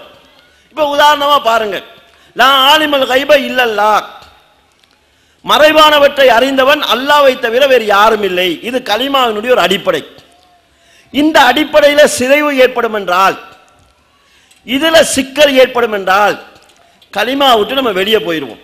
அல்லாஹ் அல்லாத யாருக்காவது மறைவான விஷயங்கள் தெரியும் என்று நாங்கள் நம்பினால் நாங்க சொன்ன லா இலாஹ இல்லல்லாஹ் என்கிற கலிமாவை நாங்களே முறித்தவர்களாக ஆகுவோம். இன்னைக்கு மக்களுடைய நிலை என்ன? இந்த மறைவான அறிவு என்கிற அல்லாஹ்வுடைய தனியான ஒரு சிபத்தை, தனியான ஒரு பண்பை இன்னைக்கு நம்ம யாருக்கெல்லாம் கொடுத்திருக்கிறோம்? பெண்கள் பேசிட்டு இருப்பாங்க, பள்ளி கத்தும். பாத்தீங்களா, நான் சொல்றது உண்மைன்னு சொல்லி பள்ளி சொல்லுதுன்னுவாங்க. பள்ளிக்கு மறைவான அறிவு கொடுக்கப்படுது. நம்ம தமிழ்ல பேசினா பள்ளிக்கு தமிழ் விளங்கும், சிங்களத்தில் பேசினா பள்ளிக்கு சிங்களம் விளங்கும், இங்கிலீஷ்ல பேசினா பள்ளிக்கு இங்கிலீஷ் விளங்கும். அவ பள்ளிக்கு எல்லா பாஷையும் தெரியும். பேசுற விஷயம் உண்மையா பொய்யா என்கிற விவரம் கூட பள்ளிக்கு தெரியும் சொன்னா பள்ளிக்கு எவ்வளவு பெரிய மறைவான அறிவை கொடுக்கிறோம். வீட்டில் தாய்மார் வேலை செஞ்சுட்டு இருக்கிற நேரம் காகம் கத்தும். அன்றைக்கு பார்த்து யாராவது வந்துடுவாங்க, வந்தா சொல்லுவாங்க, இந்த காகம் கத்துற நேரமே நான் நினைச்சேன் யாராவது வருவாங்கன்னு சொல்லி. என்ன உண்மை என்று சொன்னா, ஒவ்வொரு படைப்புக்கும் தனியான சில பண்புகள் இருக்குது. காகத்துடைய பண்பு கத்துறது, அது கத்திட்டு தான் இருக்கும். எப்பயாவது நமக்கு மெச்சாது, எந்த நாளும் கத்துது. வீட்டுக்கு யாரும் வராட்டி காகம் கத்துறது நமக்கு நினைப்புக்கு வராது, வந்தா நினைப்புக்கு வரும். அப்ப நம்ம என்ன சொல்றாங்க நம்ம தாய்மார்கள் சொன்னா, காகம் கத்துச்சு என்னன்னு சொன்னா உங்க வீட்டுக்கு ஒரு விருந்தாளி வரப்போறான்னு சொல்லிச்சான். கண்ணியத்துக்குரிய சோழர்களே, ஸ்ரீலங்கால இருந்து நான் வாரேன். நான் எந்த வீட்டுக்கு வரப்போறேன்னு எனக்கே தெரியாது. நான் இங்க வந்து நம்ம யார் வீட்டில் தங்குவேன்னு எனக்கு தெரியாது. அவங்க எங்க தங்க வைக்கிறாங்க, நான் அங்க தங்குவேன். ஆனா இங்க கோயம்புத்தூர்ல இருக்கக்கூடிய ஒரு காகத்துக்கு நான் காஜா வீட்டில் தங்குவேங்கிறது தெரியும்னு சொன்னா, இந்த காகத்துக்கு நம்ம எவ்வளவு பெரிய மறைவான அறிவை நம்ம கொடுத்துருக்கிறோம். அப்ப ஏன் ஒரு நம்ம போஸ்ட்ல கடிதம் போடுறோங்க, பேரு போட்டு வீட்டு நம்பர் போட்டு தெரு நம்பர் போட்டு ஊரு போட்டு கொடுக்குறோம். கடிதக்காரன் சின்ன புதிய ஆளா இருந்தான்னா எடுத்து ஊடு கூட தேடுறான். இவ்வளவு போட்டு ஒரு மனுஷனுக்கு கண்டுபிடிக்கலாது. எங்கே உள்ள ஒரு காகத்துக்கு ஒரு ஆள் வாரான், அவன் இங்கதான் வாரான், இந்த வீட்டுக்கு தான் வாராங்கிறது முழுமையா தெரியும்னு சொன்னா, காகத்துக்கு நம்ம மறைவான அறிவை கொடுக்குறோமா இல்லையா? ஆந்த கத்துது. தாய்மார் சொல்லுவாங்க, யாரோ சாக போறான் போல இருக்குது ஆந்த கத்துதுன்னு சொல்லி. ஒரு டாக்டரு ஸ்பெஷலிஸ்ட் நல்லா பார்த்துட்டு இவர் நல்லா தான் இருக்கிறான்னு சொல்லிட்டு போறாரு. காலையில வந்து ஆள் மௌத்தா போயிடுறாங்க. எல்லாம் செக் பண்ணி பார்த்து கூட இவன் சாகுவானா இல்லையான்னு டாக்டருக்கு தெரியாது. ஆனா எங்கேயோ உள்ள ஒரு பறவைக்கு வந்து ஆந்த கத்து தான் இந்த வீட்டுல யாரோ சாக போறாங்கன்னு தெரியுதான்னு சொன்னா, ஆந்தைக்கு நம்ம மறைவான அறிவை கொடுக்குறோமா இல்லையா? நான் ஒரு வேலையா போறேன், போற வேலை சரி வருமா இல்லையான்னு எனக்கே தெரியாது. சரி வரான்னு தெரிஞ்சா நான் போவேனா? அப்ப இந்த உலகத்துல யாருக்குமே தோல்வி வராது. நான் போற வேலை தோல்வின்னு தெரிஞ்சா போக மாட்டான். நம்ம வீட்டுல பூனை குறுக்கால போகுது, பூனை குறுக்கால போனா போன காரியம் சரி வராது. நான் போற வேலை சரி வருமா இல்லையான்னு எனக்கே தெரியாது. எங்க வீட்டில் இருக்கிற பூனைக்கு தெரியும்னு சொன்னா, பூனைக்கு எவ்வளவு பெரிய மறைவான அறிவை நம்ம கொடுத்து வச்சிருக்கிறோம். இப்படி மறைவான அறிவை எல்லாத்துக்கும் கொடுத்து வச்சிருக்கிறோம். சிறுக்குன்னு சொன்னா அல்லாஹ்வுடைய பண்பை படைப்புக்கு கொடுத்தாலும் சிறுக்காயிரும், படைப்புடைய இடத்துக்கு அல்லாஹ்வை பணிய வச்சாலும் சிறுக்காக ஆகிவிடும். கண்ணியத்துக்குரிய சோழர்களே, இப்படி ஒரு தரப்பார் இருந்து கொண்டிருக்கிறாங்க. இது போக மக்கள் சிலருக்கு நம்பிக்கை இருக்குது, ஜின்களுக்கு மறைவான அறிவு இருக்குது. இஸ்லாத்தினுடைய பார்வை என்ன? ஜின்களுக்கு மறைவான அறிவு இருக்குதா? மக்களை ஏமாற்றக்கூடிய சில மந்திரவாதிகள் இருக்கிறாங்க. கேட்டா நான் ஜின்னு வச்சிருக்கிறேன்னு சொல்லுவாங்க. இந்த ஜின்னை வச்சு காணாம பொருளை கண்டுபிடிக்கலாம், அதை செய்யலாம் இதை செய்யலாம்னு சொல்லுவாங்க. ஜின்னை வச்சு அவங்க காணாம போன பொருள் எடுக்கிறதுன்னு சொன்னா ஏதாவது சூனியங்கீனியோட பேர்ல எடுப்பாங்க. இந்த மாதிரி மக்களை ஏமாற்றக்கூடியவங்க நிறைய பேர் சமுதாயத்தில் இருக்கிறாங்க. மக்களும் அவங்க மேல நம்பிக்கை வச்சிருக்கிறாங்க. அவர்கிட்ட ஜின் இருக்குது, காணாம போனதெல்லாம் சொல்லுவாரு என்று வைப்பாங்க. கண்ணியத்துக்குரிய சகோதரர்களே, ஜின்னுக்கு மறைவான அறிவு இருக்குதான்னு கேட்டா இல்லை என்று அல்லாஹ் குர்ஆன்ல தெளிவா சொல்கிறான். சுலைமான் நபி இருக்கிறாங்க. ஜின்கள் சுலைமான் நபிக்கு கட்டுப்பட வேண்டும்ங்கிறது அல்லாஹ்வுடைய கட்டளை. கட்டுப்பட்டு ஒரு வேலை செஞ்சுட்டு இருக்கிறாங்க. சுலைமான் நபி மௌத்தாயிடுறாங்க. இந்த ஜின்களும் அவர் உசுரோடு இருக்கிறார் நினைச்சிட்டு வேலை செய்யுங்கள். கடைசியில சுலைமான் நபியுடைய கம்ப கரையான்கள் அழிச்ச போதுதான் அவர் மௌத்தாயிட்டாருங்கிற விஷயம் தெரிய வருது. ஒரு நபிமார்களுக்கும் மற்றவங்களுக்கும் ஒரு வித்தியாசம் இருக்குதுங்க. நபிமார்களை பொறுத்தளவுல அவங்க மரணித்தாலும் அவருடைய உடம்ப மண் தின்னாது. இதுதான் அஹ்லு சுன்னாவுடைய தெளிவான கொள்கை. அஹ்லு சுன்னா என்று நான் சொல்வது உண்மையான அஹ்லு சுன்னாவை சொல்கிறேன். சுன்னத்துல் ஜமாத்ங்கிற பேரை நம்ம யாருக்கும் கொடுக்க வேண்டிய அவசியம் கிடையாது. அது எங்களுக்கு சொந்தமான பேர். யார் குர்ஆனையும் சுன்னாவையும் பின்பற்றுகிறார்களோ, ரசூலுல்லாஹ்வுடைய வழிமுறைகளையும் சஹாபாக்களுடைய ஒட்டுமொத்த முடிவுகளையும் ஏற்றுக்கொள்கிறார்களோ அவர்கள் சுன்னத்துல் ஜமாத்தினர். அஹ்லு சுன்னத்துல் ஜமாத்ங்கிறது குர்ஆன் சுன்னாவுக்குரிய ஒரு பேரு, விதேத்து செய்யறவங்களுக்குரிய பேர் கிடையாது. அஹ்லு சுன்னாவுடைய நம்பிக்கை என்னவென்று சொன்னால், நபிமார்கள் மரணித்தால் அவருடைய உடம்பை மண் தின்னாது. அவர்கள் உயிரோடு இருக்கின்ற போது எப்படி இருந்தார்களோ மரணிச்சதுக்கு பிறகு அப்படியே இருப்பாங்க. மரணத்தினுடைய எந்த மாற்றம் அவங்கள்ட்ட வராது. அவங்களுடைய உடம்புல நாற்றம் எடுக்காது. உயிரோடு இருக்கின்ற போது எப்படி தெளிவா இருந்தாங்களோ அதே நிலையில தான் இருப்பார்கள் நபிமார்கள். அப்ப சுலைமான் நபி மௌத்தாயிட்டாங்க. ஜின்கள் வேலை செஞ்சிட்டு இருக்காங்க. அவங்களுடைய கரையான் அரைச்சதுக்கு பிறகுதான் அவர்கள் இறந்து விட்டார்கள் என்கிறது ஜின்னுக்கு தெரிய வருது. அப்ப ஜின்கள் சொல்லுகின்றன, இவர் மௌத்தா போனார் விஷயங்களுக்கு முன்னாலேயே தெரிஞ்சிருந்தா எப்பயோ போயிருக்கலாமே என்று ஜின்கள் சொல்கின்றன. கண் முன்னால சுலைமான் நபி மௌத்தா போனதை ஜின்கள் அறியவில்லை என்று குர்ஆன்ல அல்லாஹ் தஆலா சொல்கிறான். மலக்குகளுக்கு மறைவான அறிவு இருக்குதா என்று கேட்டா, லா இல்மலனா இல்லாம அல்லம்தனா, யா அல்லாஹ் எங்களுக்கு நீ எதை கற்றுத் தந்தாயோ அதை தவிர வேறு எது நமக்கு தெரியாது என்று ஜின்கள் சொன்னதாக அல்லாஹ் குர்ஆன்ல சொல்கிறான். நபிமார்களுக்கு மறைவான அறிவு இருக்குதா என்று கேட்டா, நபிமார்களுக்கு மறைவான அறிவு கிடையாது. அல்லாஹ் எதை சொல்லி கொடுத்தானோ அது தெரியும் அவங்களுக்கு. ரசூல் ஸல்லல்லாஹு அலைஹி வஸல்லம் அவங்க எதிர்கால நிகழ்ச்சிகளை சொல்லி இருக்கிறாங்க. அல்லாஹ் சொல்லி கொடுத்து சொல்லி இருக்கிறாங்க. அல்லாஹ் அறிவிக்காமல் அவங்களா மறைவான அறிவை பெற்றுக் கொள்வாங்களா என்று கேட்டால், இன்னி லா ஆலமுல் கைப், மறைவான விஷயங்களை நான் அறிந்தவன் அல்ல என்று நபி ஸல்லல்லாஹு அலைஹி வஸல்லம் மக்களுக்கு சொல்லி இருக்கிறாங்க. சொல்லுமாறு அல்லாஹ் சொல்லி இருக்கிறான். ஆக மறைவான அறிவு என்கிறது அல்லாஹ்வுக்குரிய ஒரு பண்பு. அதை நம்ம மனுஷர்லையோ படைப்புக்கோ யாருக்காவது கொடுத்தோம்னு சொன்னா இணை வைத்தல் உண்டாகாத ஆகிரும். அதாவது கலிமாவை முறித்தவர்களாக நாங்கள் ஆக நேரிடும். இதே போல கண்ணியத்துக்குரிய சோர்களே, அல்லாஹ்வுடைய எல்லா பெயர்களையும் அதுல நம்ம போடணும். இப்படி போடுகின்ற போது ஒரு பிரச்சனை வரும். என்ன பிரச்சனை? உதாரணமாக அல்லாஹ் பார்ப்பவன், லா பசீர இல்லல்லா, நம்ம அந்த பசீரங்கிற வார்த்தை எடுத்து போடுறோம். போட்டா லா பசீர இல்லல்லா, அல்லாஹ்வை தவிர பார்ப்பவன் இல்லை என்று வரும். அல்லாஹ் கேட்பவன் சமீ. இந்த லா இலாஹ இல்லல்லாஹ் என்கிற வாசகத்தில் இலாஹ என்கிற வாசகத்தை எடுத்துட்டு சமீ என்கிற வாசகத்தை நம்ம போடுறோம். அப்படி போட்டோம்னு சொன்னா லா சமீஅ இல்லல்லா, அல்லாஹ்வை தவிர கேட்பவன் இல்லை என்று வரும். இப்ப நமக்கு அது முரண்பாடாக தெரியும். அல்லாஹ்வல்ல நாங்களும் தானே பார்க்கிறோம், நாங்களும் தானே கேட்கிறோம், அப்ப இது முட்டுதேன்னு வரும். இப்படி ஒரு சிந்தனை கடந்த காலத்தில் வாழ்ந்த அறிஞர்களுக்கு ஏற்பட்டது. அதனால அவங்க என்ன செஞ்சாங்கன்னு சொன்னா, அல்லாஹ் கண் இல்லாமல் பார்ப்பவன், காது இல்லாமல் கேட்பவன், அல்லாஹ்வுக்கு சொல்லக்கூடிய எல்லாத்துக்கும் ஒரு இல்லாமையே போட்டாங்க. அதனால சில வழிகேடுகள் உருவானது. மற்றும் சிலர் என்ன சொன்னாங்கன்னு சொன்னா, அல்லாஹ் மனுஷனும் ஒன்றுன்னு சொன்னாங்க, எல்லாம் இறைவன் தான் சொன்னாங்க. இப்படி சில வழிகேடுகள் ஏற்பட்டது. இதை எப்படி புரிந்து கொள்ள வேண்டும் என்கிற ஒரு அடிப்படையை நாம் புரிந்து கொள்ள வேண்டும். கண்ணியத்துக்குரிய சகோதரர்களே, இந்த மாதிரி விஷயங்களை அல்லாஹ்வுடைய பெயர்கள் சிபத்துக்கள் விஷயத்தில் புரிந்து கொள்கின்ற போது எப்படி புரிந்து கொள்ள வேண்டும் என்றால், அதுல அல்லாஹ்வுக்கு சமன் இல்லை, அல்லாஹ்வுக்கு நிகர் இல்லை என்று சேர்த்து புரிந்து கொள்ள வேண்டும். லம் யகுன் லஹு அஹதுன்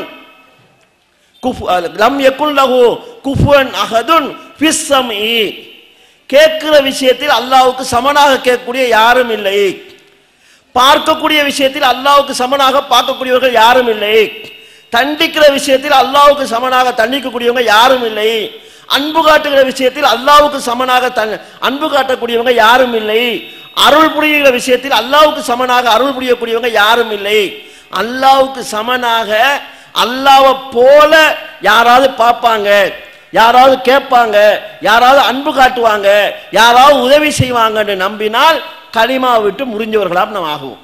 இதுல நம்ம எப்படி பார்க்கிறதுன்னு சொன்னா, போல சமன் அந்த மாதிரி நம்பிக்கை வந்துடக்கூடாது என்கிற அடிப்படையில் நாங்கள் புரிந்து கொள்ள வேண்டும். கண்ணியத்துக்குரிய சகோதரர்களே, இது கலிமாவினுடைய அர்த்தம், பொருள் என்கிறது. இந்த பொருளுக்கு மாற்றமாக இன்றைக்கு நிறைய நிகழ்ச்சிகள் நடந்து கொண்டிருக்கிறது. அல்லாஹ்வுடைய பரக்கத் அபிவிருத்தி வேற ஏதாவது ஒன்றின் மூலமாக வரும் என்று நம்பினா அது இணை வைத்தல உண்டாக்கும். உதாரணமாக பாருங்க, ரசூல் ஸல்லல்லாஹு அலைஹி வஸல்லம் காலத்தில் ஹுனைன் போர் நடக்கிறது. அந்த போருக்காக சஹாபாக்கள் போறாங்க. ஹுனைன் போர்ங்கிறது மக்கா வெற்றிக்கு பிறகு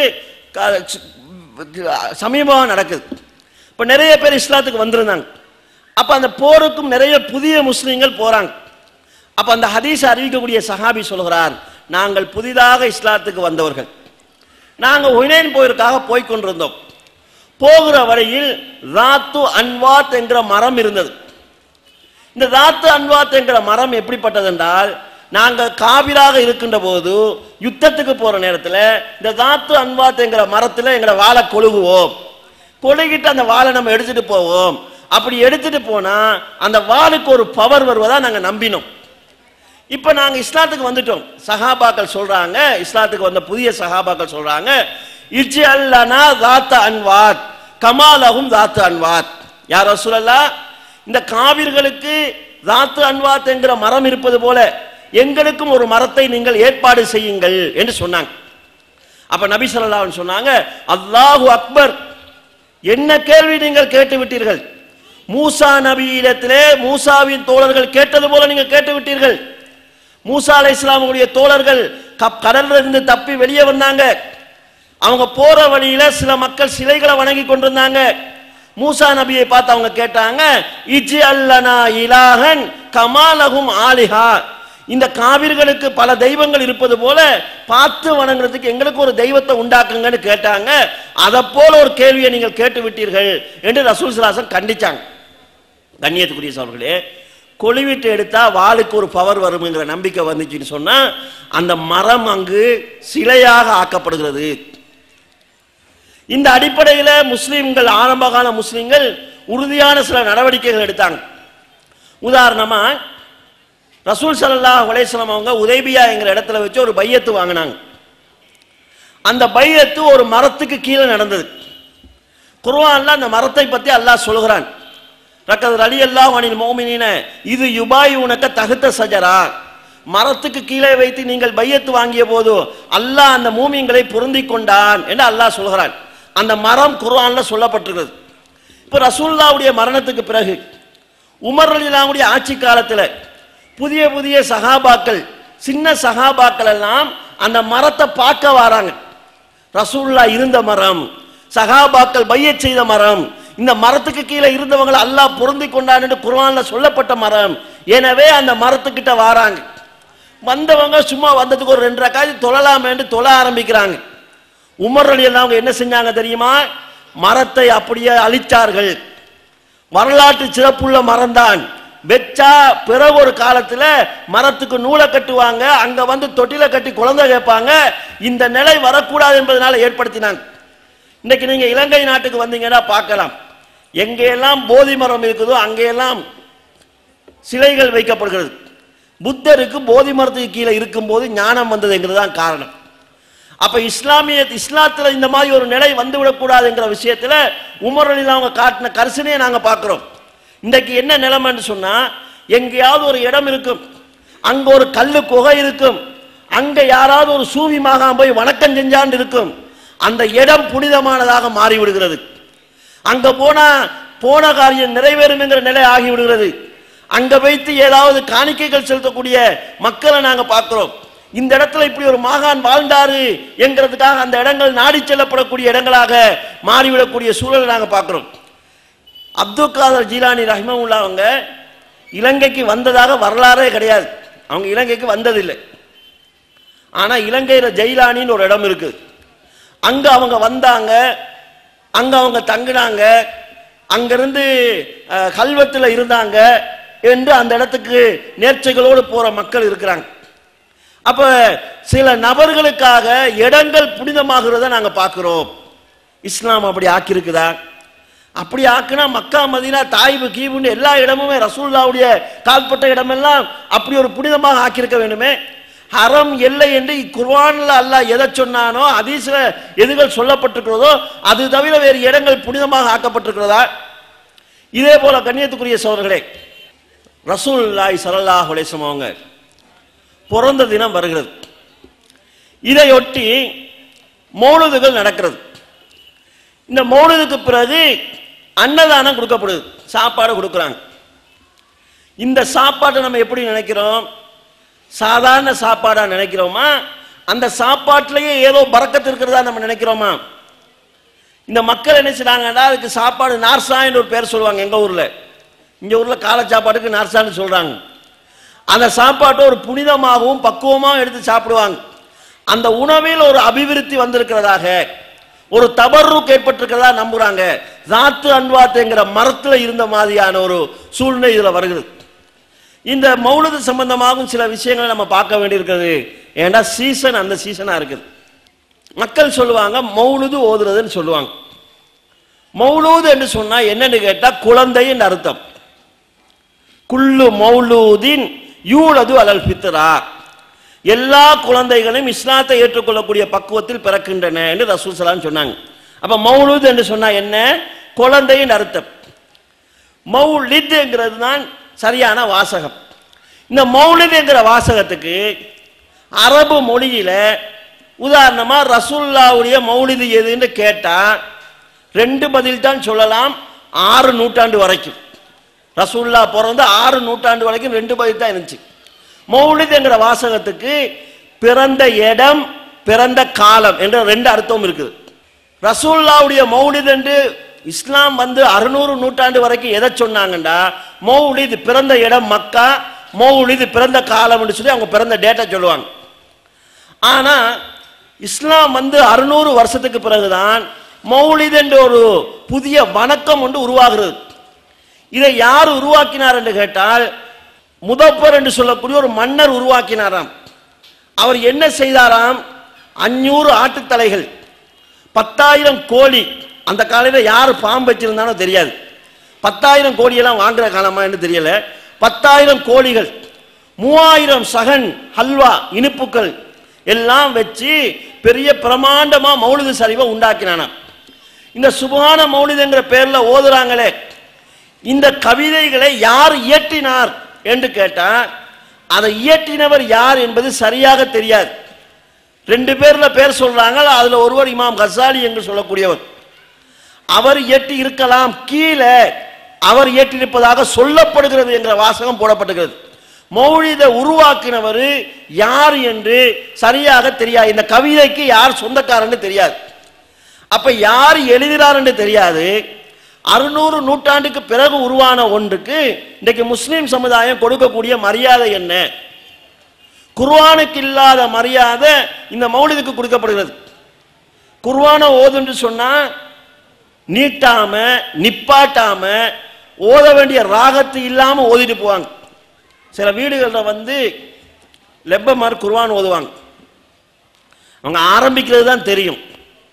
யாசீன் ஸ்டார்ட் பண்ணாங்கன்னா எங்கேயுமே ஸ்டெப் கிடையாது, எந்த ஸ்டேஷன்லையும் நிற்காது.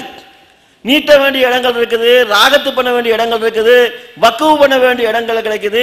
எப்பயாவது மூச்சு விட தோணுனா நிப்பாட்டுவாங்க. அவங்க முடிக்கிற வரைக்கும் நமக்கு தெரியாது, அப்படி ஒரு ஸ்பீட்ல அது போகும். ஆனா மௌலிது எப்படி ஓதுறாங்கன்னு சொன்னா, அதை ஓதுறதுக்கு இல்லாத இடமெல்லாம் ராகம் வச்சு ஓதுவாங்க. அந்த சபையை நம்ம எடுத்துக்கொண்டோம்னு சொன்னா, அந்த சபைக்குன்னு சொல்லி தனியான மரியாதை, அந்த சபையில ஓதுறவங்களுக்குன்னு சொல்லி கல்கண்டு இந்த மாதிரி அவங்களோட தொண்டை நல்லா இருக்கணுன்றதுக்கு அதுக்குரிய ஏற்பாடு, சபை வாசமா இருக்கணுங்கிறதுக்காக பண்ணி தெளிப்பாங்க, அதுக்கு மேற்கட்டி வர்ணனைகள், இப்படி அலங்காரங்கள். அப்ப அல்லாஹ்வுடைய வேதத்தை இழிவுபடுத்தி மனிதன் ஒருவனால் உருவாக்கப்பட்ட, அதுவும் எந்த மனுஷனால வந்துச்சுங்கிறத தெரியாத ஒரு மௌலிதுக்கு கொடுக்கக்கூடிய முக்கியத்துவத்தை நாங்க பார்க்கிறோம். கண்ணியத்துக்குரிய சோழர்களே, இந்த மௌலிதுங்கிறது ரசூல்லா மேல உருவான பாசத்தினால உருவானதுன்னு சொல்லுவாங்க. அது உண்மையான ஒரு வேஷம். அது நபி ஸல்லல்லாஹு அலைஹி வஸல்லம் ஸலவாத்து சொல்றதுக்காக உருவானதுன்னு சொல்லுவாங்க. அது பொய்யானது. ரசூல் ஸல்லல்லாஹு அலைஹி வஸல்லம் ஸலவாத்து என்கிறது ஒரு முஸ்லீம் வாழ்நாளில் ஒவ்வொரு நாளும் குறைந்தது 5 தடவை கட்டாயம் சொல்லி ஆகணும். தொழுகின்ற போது அத்தையாத்திரை நம்ம ஸலவாத்து சொல்றோமா இல்லையா? இப்படி இஸ்லாம் சொல்லி தந்திருக்கிற போது வருஷத்துக்கு ஒருக்க ஸலவாத்து நீங்க ஞாபகப்படுத்துறீங்களா? அதான் சொல்லப்பட்டால் பாங்கு சொல்லி முடிந்ததும் என் மீது ஸலவாத்து சொல்லி அல்லாஹும்ம ரப்ப ஹாதிஹி தௌவத்தி தாமா என்கிற துஆவை யார் ஓதுகிறானோ வஜபத் அலைஹி ஸஃபாஅத்தி, அவனுக்கு ஸஃபாத்து செய்வது என் மீது வாஜிபாகிறது என்று ரசூல் ஸல்லல்லாஹு அலைஹி வஸல்லம் சொல்றாங்க. ஒவ்வொரு அதானுக்கு பிறகும் ஸலவாத்து சொல்ல வேண்டும் என்று இஸ்லாம் சொல்கிறது. வருஷத்துக்கு ஒருக்க நீங்க ரசூலுல்லாஹ்வோட பிறப்பை ஒட்டி ஸலவாத்து ஞாபகப்படுத்துறீங்களா? கண்ணியத்துக்குரிய சோழர்களே, இந்த மௌலிதுல என்ன இருக்குது என்று கேட்டா, எல்லா மௌலிதுலையும் தாராளமா பொய் இருக்குது, சுப்ஹான மௌலிது உட்பட. இந்த மௌலிதுல ரசூலுல்லாஹ்வுடைய பிறப்பு பற்றி வருகிறது. நபி ஸல்லல்லாஹு அலைஹி வஸல்லம் பிறந்தாங்களாம்.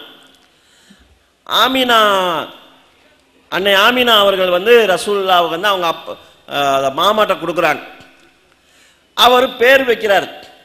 அதை பற்றி அங்கு வரக்கூடிய நேரத்தில் அந்த பைத்தில் எப்படி வருதுன்னு சொன்னா, அன்தல்லதி சும்மித்த ஃபில் குர்ஆனி அஹ்மத வ மக்தூபன் ஃபில் ஜினான், அதாவது உங்களை பற்றி தான் குர்ஆனில் அஹ்மது என்று சொல்லப்பட்டிருக்கிறது, சுவர்க்கத்திலும் உங்களுடைய பேர் அஹ்மது என்று பதியப்பட்டிருக்கிறதுன்னு சொன்னாராம்.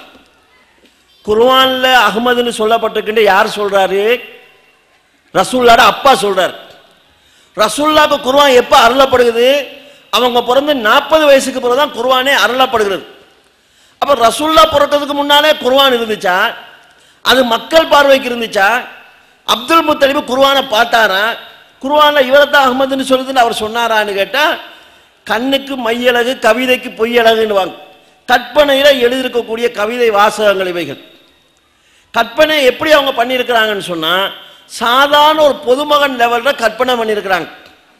நபி அவர்களை பார்த்து குர்ஆன்ல அல்லாஹ் தஆலா சிராஜம் முனீரா, வழிகாட்டும் ஒளிவிளக்கு என்று அல்லாஹ் சொல்கிறார்.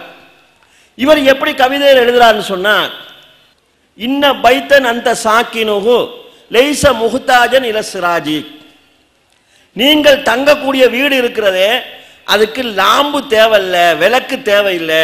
ரசூலுல்லாஹ் அப்படி பல்ப் மாதிரி வெளிச்சமா இருப்பான்னு நினைச்சிருக்கிறார் அவர். ஆனா ஹதீஸை நீங்க எடுத்து பார்த்தீங்கன்னு சொன்னா, ஆயிஷா நாயகி சொல்றாங்க, ரசூல் ஸல்லல்லாஹு அலைஹி வஸல்லம் ஒரு நாள் நான் தேடினேன், காணல. தடவி தடவி பார்த்தேன், ரசூலுல்லாஹ் சுஜூத் செஞ்சு கொண்டிருக்கிறாங்க. அவங்களுடைய கால் என் கையில பட்டது. அன்றைய தினம் எங்களுடைய வீட்டில் விளக்கு இருக்கல, லாம்பு இல்லாததுனால, விளக்கு இல்லாததுனால ரசூலுல்லாஹ் இருக்கிறது எனக்கு விளங்கலன்னு சொல்றாங்க. நபி ஸல்லல்லாஹு அலைஹி வஸல்லம் மரணித்த அன்றைக்கு இரவு அவங்க வீட்டில் லாம்பு பற்ற வைக்கிறதுக்காக, விளக்கு பற்ற வைக்கிறதுக்காக எண்ணெய் இரவலுக்கு வாங்கப்பட்டது என்று ஹதீஸ்ல வருகிறது. ஆனா இவர் எப்படி சொல்றாருன்னு சொன்னா, ரசூலுல்லாஹ்வுடைய வீட்டுக்கு லாம்பு தேவையில்லை, விளக்கு தேவையில்லை, அவங்களே வெளிச்சமா இருப்பாங்க. அப்ப கவிதை என்கிற பேர்ல இப்படி பொய்கள் சொல்லப்பட்டிருக்கிறது. பொய்யாவது சொல்லிட்டாங்கன்னா பரவாயில்ல, சும்மா வர்ணிச்சு பொய்ய சொல்லிட்டு போயிருக்காங்கன்னு பார்க்கலாம். ஆனா ரசூல் ஸல்லல்லாஹு அலைஹி வஸல்லம் அவங்களுக்கு இல்லாத சிவத்துக்கள் கொடுக்கப்பட்டிருக்கிறது. அந்த சம்சுன் அந்த பதுருன் என்கிற அந்த தொடரில் சூரியனும் நீங்களே சந்திரனும் நீங்களே என்று சொல்லக்கூடிய வழியில அந்த கஃபாருல் கதாயா வல்துனூபில் மூபிகாத், பாவங்களை மன்னிக்கக்கூடியவர்கள் நீங்கள் தான், அணிந்து போகக்கூடிய அழிக்கக்கூடிய பாவங்களை மன்னிக்கக்கூடியவர்கள் நீங்கள் தான் என்று கவிதை பாடப்பட்டிருக்கிறது.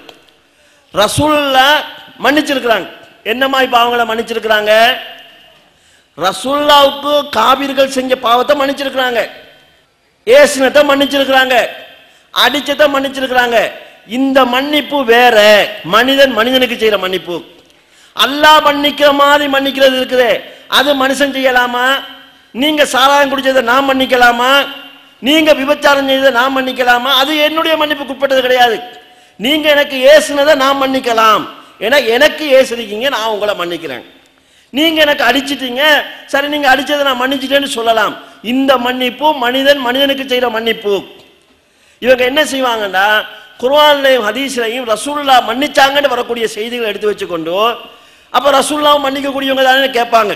கண்ணியத்துக்குரிய சோழர்களே, நான் ஏற்கனவே சொன்னேன், அதாவது அஸ்மா வ சிபாத் விஷயத்துல அல்லாஹ்வை புரிந்து கொள்கின்ற போது அல்லாஹ்வுக்கு நிகராக சமமாக அல்லாஹ்வை போல என்ற நிலை வந்தால் சிறுக்கை உண்டாக்கும். அப்படி இல்லாத பட்சத்தில் அது சிறுக்கோட சம்பந்தப்பட்டது கிடையாது. அப்ப நபி ஸல்லல்லாஹு அலைஹி வஸல்லம் மன்னிப்பாளர், மன்னிக்கக்கூடியவங்க. எதை மன்னிக்கக்கூடியவங்களா இருந்தாங்கன்னா, தனக்கு இழைக்கப்பட்ட கொடுமைகளை மன்னிக்கக்கூடியவங்களா இருந்தாங்க. அல்லாஹ்வுக்கு தவறு செஞ்சா அவங்க மன்னிப்பாங்களான்னு கேட்டா அது அவங்க அதிகாரத்துக்குள்ள உள்ளது கிடையாது. பாவங்களை மன்னிக்கக்கூடியவன் அல்லாஹ் ஒருவன் தான் என்கிறது குர்ஆன்ல சொல்லப்பட்டிருக்க. இல்ல ரசூலுல்லாஹ் மன்னிப்பாங்க என்கிற கருத்து இந்த மௌலிதுகள் ஊடாக கொடுக்கப்படுகிறது. இதே போல கண்ணியத்துக்குரிய சகோதரர்களே, இந்த மௌலிதுகளிலே நபி ஸல்லல்லாஹு அலைஹி வஸல்லம் அவர்களுக்கு மறைவான அறிவு இருக்கிறது என்கிற கருத்தும் கொடுக்கப்படுகிறது. ஆனா ஹதீஸ்கள்ல நம்ம ஏராளமா பார்க்கிறோம், ரசூல் ஸல்லல்லாஹு அலைஹி வஸல்லம் அவர்களுக்கு சுயமாக மறைவான அறிவு இல்லை என்கிறத தெளிவாக சொல்லக்கூடிய ஏராளமான ஹதீஸ்கள். ஒரு சந்தர்ப்பத்தில் நபி ஸல்லல்லாஹு அலைஹி வஸல்லம் அவர்கள் ஒரு போருக்காக போய்விட்டு வருகிறார்கள். வருகிற வழியில் ஒரு இடத்துல தங்க வேண்டி ஏற்படுகிறது. அவருடைய மனைவி ஒரு சொந்த தேவைக்காக வெளியே போறாங்க. போய் வந்தவங்கட மாலை காணாம போயிடுது. மாலையை தேடுறாங்க. தேடி தேடி தேடி அன்றைக்கு சாயந்தரமாகி அங்கேயே தங்க வேண்டிய நிலை வருகிறது. கொண்டு வந்த தண்ணீர் முடிந்து விடுகிறது. அப்பதான் தண்ணீர் இல்லாவிட்டால் தயமம் செய்து கொள்ளலாம் என்கிற வசனம் இறங்குது. மாலை இதுக்கு பிறகு கிடைக்காது என்கிற சூழ்நிலையில சரி நம்ம பயணத்துக்கு கிளம்பலாம்னு சொல்லி எல்லாம் தயாராகி பயணத்துக்கு ஒட்டகத்தை கிளப்புனா ஒட்டகம் மாலைக்கு மேல படுத்திருக்கு. இந்த இடத்துல ரசூலுல்லாஹ் தேடுறாங்க, ஆயிஷா நாயகி தேடுறாங்க, அபூபக்கர் அவங்க தேடுறாங்க, சஹாபாக்கள் தேடுறாங்க, கிடைக்கல. இவங்களை விட சிறந்த ஒரு சமுதாயம் இதுக்கு பிறகு வராது. ரசூலுல்லாஹ் தான் அஸ்ரபுல் கல்க், படைப்பிலேயே சிறந்தவங்க. அவங்க இல்லைன்னா அடுத்த கட்டம்னா அபூபக்கர் அவங்க, அவங்களுக்கு போது சஹாபாக்கள். இதை விட சிறந்த ஒரு மக்கள் சமுதாயம் இதுக்கு பிறகு உலகத்துல வரவே வராது. அவங்களுக்கு இல்லைன்னா இதுக்கு பிறகு உலகத்துல வேற யாருக்கும் கிடையாது. அப்ப அவங்களாலேயே அந்த மறைவான பொருள், அந்த பொருள் மறைஞ்சிருக்கிற விஷயத்தை தெரிய முடியல என்று கேட்டால் ரசூலுல்லாஹ்வுக்கு மறைவான அறிவு இல்லை, சஹாபாக்களுக்கும் இல்லை என்று சொல்றதுக்கு பிறகு இன்றைக்கு நேற்றுக்கு உருவான வழி என்கிற பேர்ல இருக்கிறவங்களுக்கு இருக்குது என்கிற நம்பிக்கையை உருவாக்கினால் ஒரு தவறான போக்கு என்பதை நம்ம புரிந்து கொள்ளலாம். அப்ப யாருக்கு மறைவான அறிவு இல்லை என்று அல்லாஹ் தஆலா சொல்கிறானோ அவங்களுக்கு மறைவான அறிவு இருக்குது என்கிற சிந்தனை இந்த மௌலிதுகள் ஊடாக கொடுக்கப்படுகிறது. அன்பின் சகோதரர்களே, பொதுமக்களை பொறுத்தளவுல அவங்களுக்கு ரசூலுல்லாஹ் மேல அன்பு இருக்குது. அந்த அன்பு பாசத்தை வெளிப்படுத்துறதுக்கு வழி தேடுறாங்க. அந்த அன்பையும் பாசத்தை வெளிப்படுத்துறதுக்கு இதோ ஒரு வழியா எடுக்கிறாங்க. எது? அவங்க பிறந்த நாளையில ஒரு மௌலிதை ஓதி அதை வச்சு 4 பேருக்கு சாப்பாடை போட்டா நம்ம அவங்க மேல உள்ள அன்பை காட்டியதா ஆகும்னு நினைக்கிறாங்க. கடந்த காலத்தில் வாழ்ந்தவங்கன்னா அதை போதனை செஞ்சிருக்கிறாங்க. இதை போதனை செய்தவங்களுடைய அடிப்படையான நோக்கம் உலக லாபம் தான். நீங்க மௌலிதுகள் எல்லாம் எடுத்து பார்த்தீங்கன்னு சொன்னா சுப்ஹான மௌலிது மட்டும் இல்லை, மொய்தீன் மௌலிது, சாவுல் அமீது மௌலிது எல்லாம் எடுத்து பார்த்தீங்கன்னா பைத்துக்கு பைத்து, பாட்டுக்கு பாட்டு சாப்பாட்டை பத்தி சொல்லப்பட்டிருக்கு. சில பைத்துகள் சாப்பாடு போட்டவங்களுக்கு வாழ்த்தி பைத்து செய்யப்பட்டிருக்கு. சில பைத்துகள் அல்வானு தாம், பல கலர்ற சாப்பாடு போட்டவங்க இருக்கிறாங்களே அவங்களுக்கு துவா செய்யப்பட்டிருக்கு. சில பைத்துகள் கோப்பி ஊத்தி கொடுத்தாங்களே, காப்பி ஊத்தி கொடுக்குறாங்களே அவங்களுக்கு துவா செய்யப்பட்டிருக்கு. சாப்பாடு வச்சாச்சு, காப்பியும் வச்சாச்சு, குடிங்க குடிங்கன்னு சொன்னா தானே குடிக்கிறதுக்கு ஒரு ஆர்வம் வரும். அவங்கள சும்மா விடலாமா? யாரு சாப்பாடை வச்சுட்டு சாப்பிடுங்க சாப்பிடுங்க உபசரிச்சாங்களோ அவங்களுக்கு பைத்து சொல்லப்பட்டிருக்கும். சாப்பாடை எல்லாம் கொண்டு வந்து பகிர்றவங்க இருப்பாங்களே அவங்களுக்கு துவாக்கள் செய்யப்பட்டிருக்கும். பெரும்பாலான பைத்துகள கடைசி பகுதி சாப்பாடு வச்சவங்களுக்கான பிரார்த்தனையாக இருக்கும். எந்த அளவுக்கு போட்டுறாங்கன்னு சொன்னா, ஒரு ஊர்ல ஒரு கெட்ட இளைஞன் இருந்தானாம், மோசமான இளைஞனாம். ஆனா இந்த ரபியுல் அவ்வல் வார நேரம் மட்டும் புது ஆடை அணிந்து நல்ல நறுமணமெல்லாம் பூசி ஊர்ல இருக்கிறவங்களெல்லாம் கூப்பிட்டு விருந்து வைப்பாராம். அவர் மௌத்தா போய்த்தாராம்.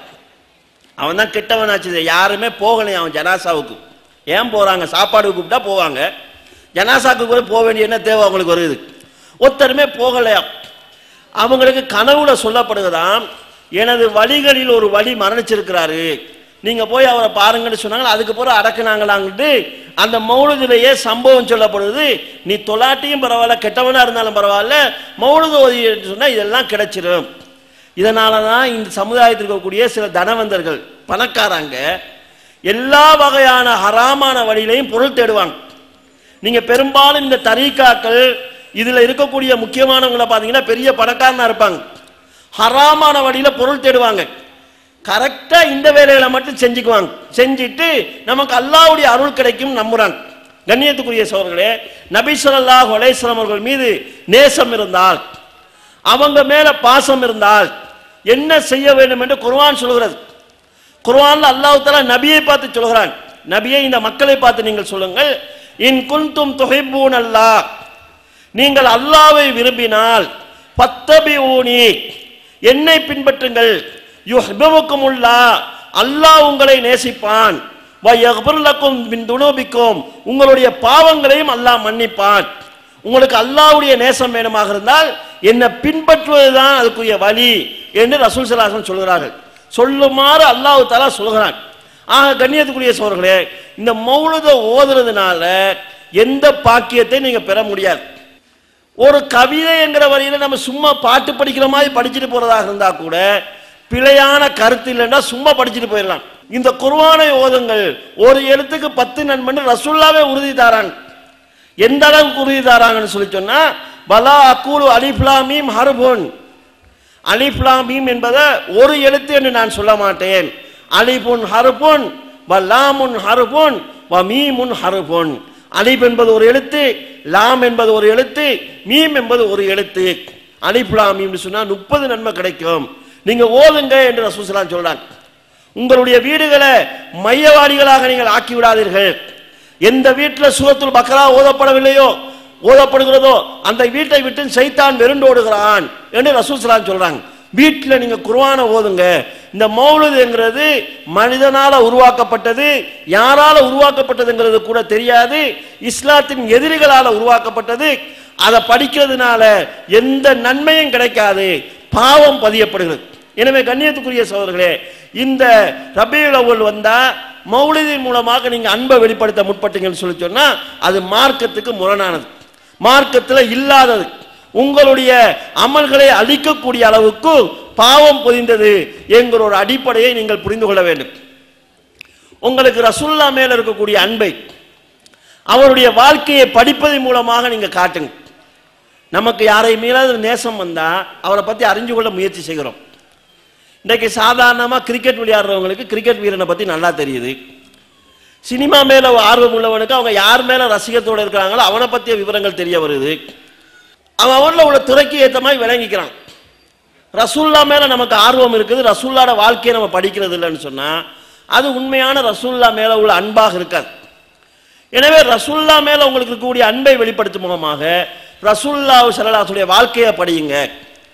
தமிழ் மொழியில் அர் ரஹீக்குல் மக்தூம் என்கிற நூல் ரசூலுல்லாஹ்வுடைய வரலாறு தெளிவாக வந்திருக்குது.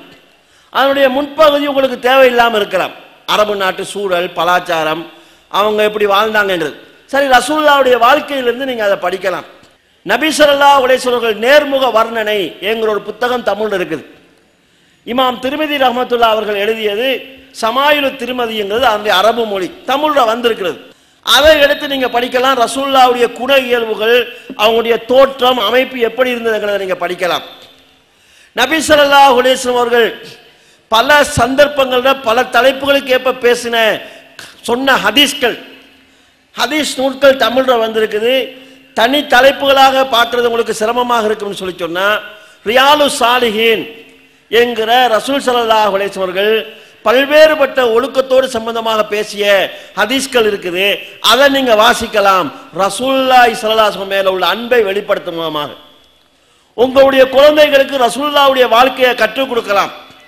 நபி ஸல்லல்லாஹு அலைஹி வஸல்லம் மீது உள்ள நேசத்தையும் பாசத்தையும் வெளிப்படுத்தும் மூலமாக நீங்க நபி அவங்க மேல உள்ள அன்பை வெளிப்படுத்தும் மூலமாக மாற்று மத சகோதரர்களுக்கு ரசூலுல்லாஹ்வுடைய வாழ்க்கையை பற்றி ஏதாவது ஒரு தகவல் அவங்களுக்கு உங்க மூலமாக சென்றடையக்கூடிய ஏற்பாடுகளை நீங்க செய்யலாம். ரசூலுல்லாஹ் மேல உள்ள அன்பினுடைய ஒரு அடிப்படை, நான் யாரை நேசிக்கிறேனோ அதை மற்றவங்களும் நேசிக்கணும், நான் யாரை நேசிக்கிறேனோ அதை மற்றவங்க வெறுக்கக்கூடாது, அதுக்கான முயற்சியை நாங்கள் செய்யலாம். இப்படி இஸ்லாம் சொல்லி இருக்கக்கூடிய மார்க்கத்தில் அனுமதிக்கப்பட்டிருக்கக்கூடிய இந்த வழிமுறைகள் ஊடாக நபி ஸல்லல்லாஹு அலைஹி வஸல்லம் மீது உள்ள அன்பை வெளிப்படுத்துவதற்கு நாங்கள் முயற்சி செய்ய வேண்டும். கண்ணியத்துக்குரிய சகோதரர்களே, நான் ஒரு கட்சி தலைவரை நேசிக்கிறேன், என்ன செய்யறேன்னா அவருடைய பேச்செல்லாம் கேட்கிறேன். அவர் எந்த கூட்டத்துக்கு போறாரோ அந்த கூட்டத்துக்கு நான் போறேன்.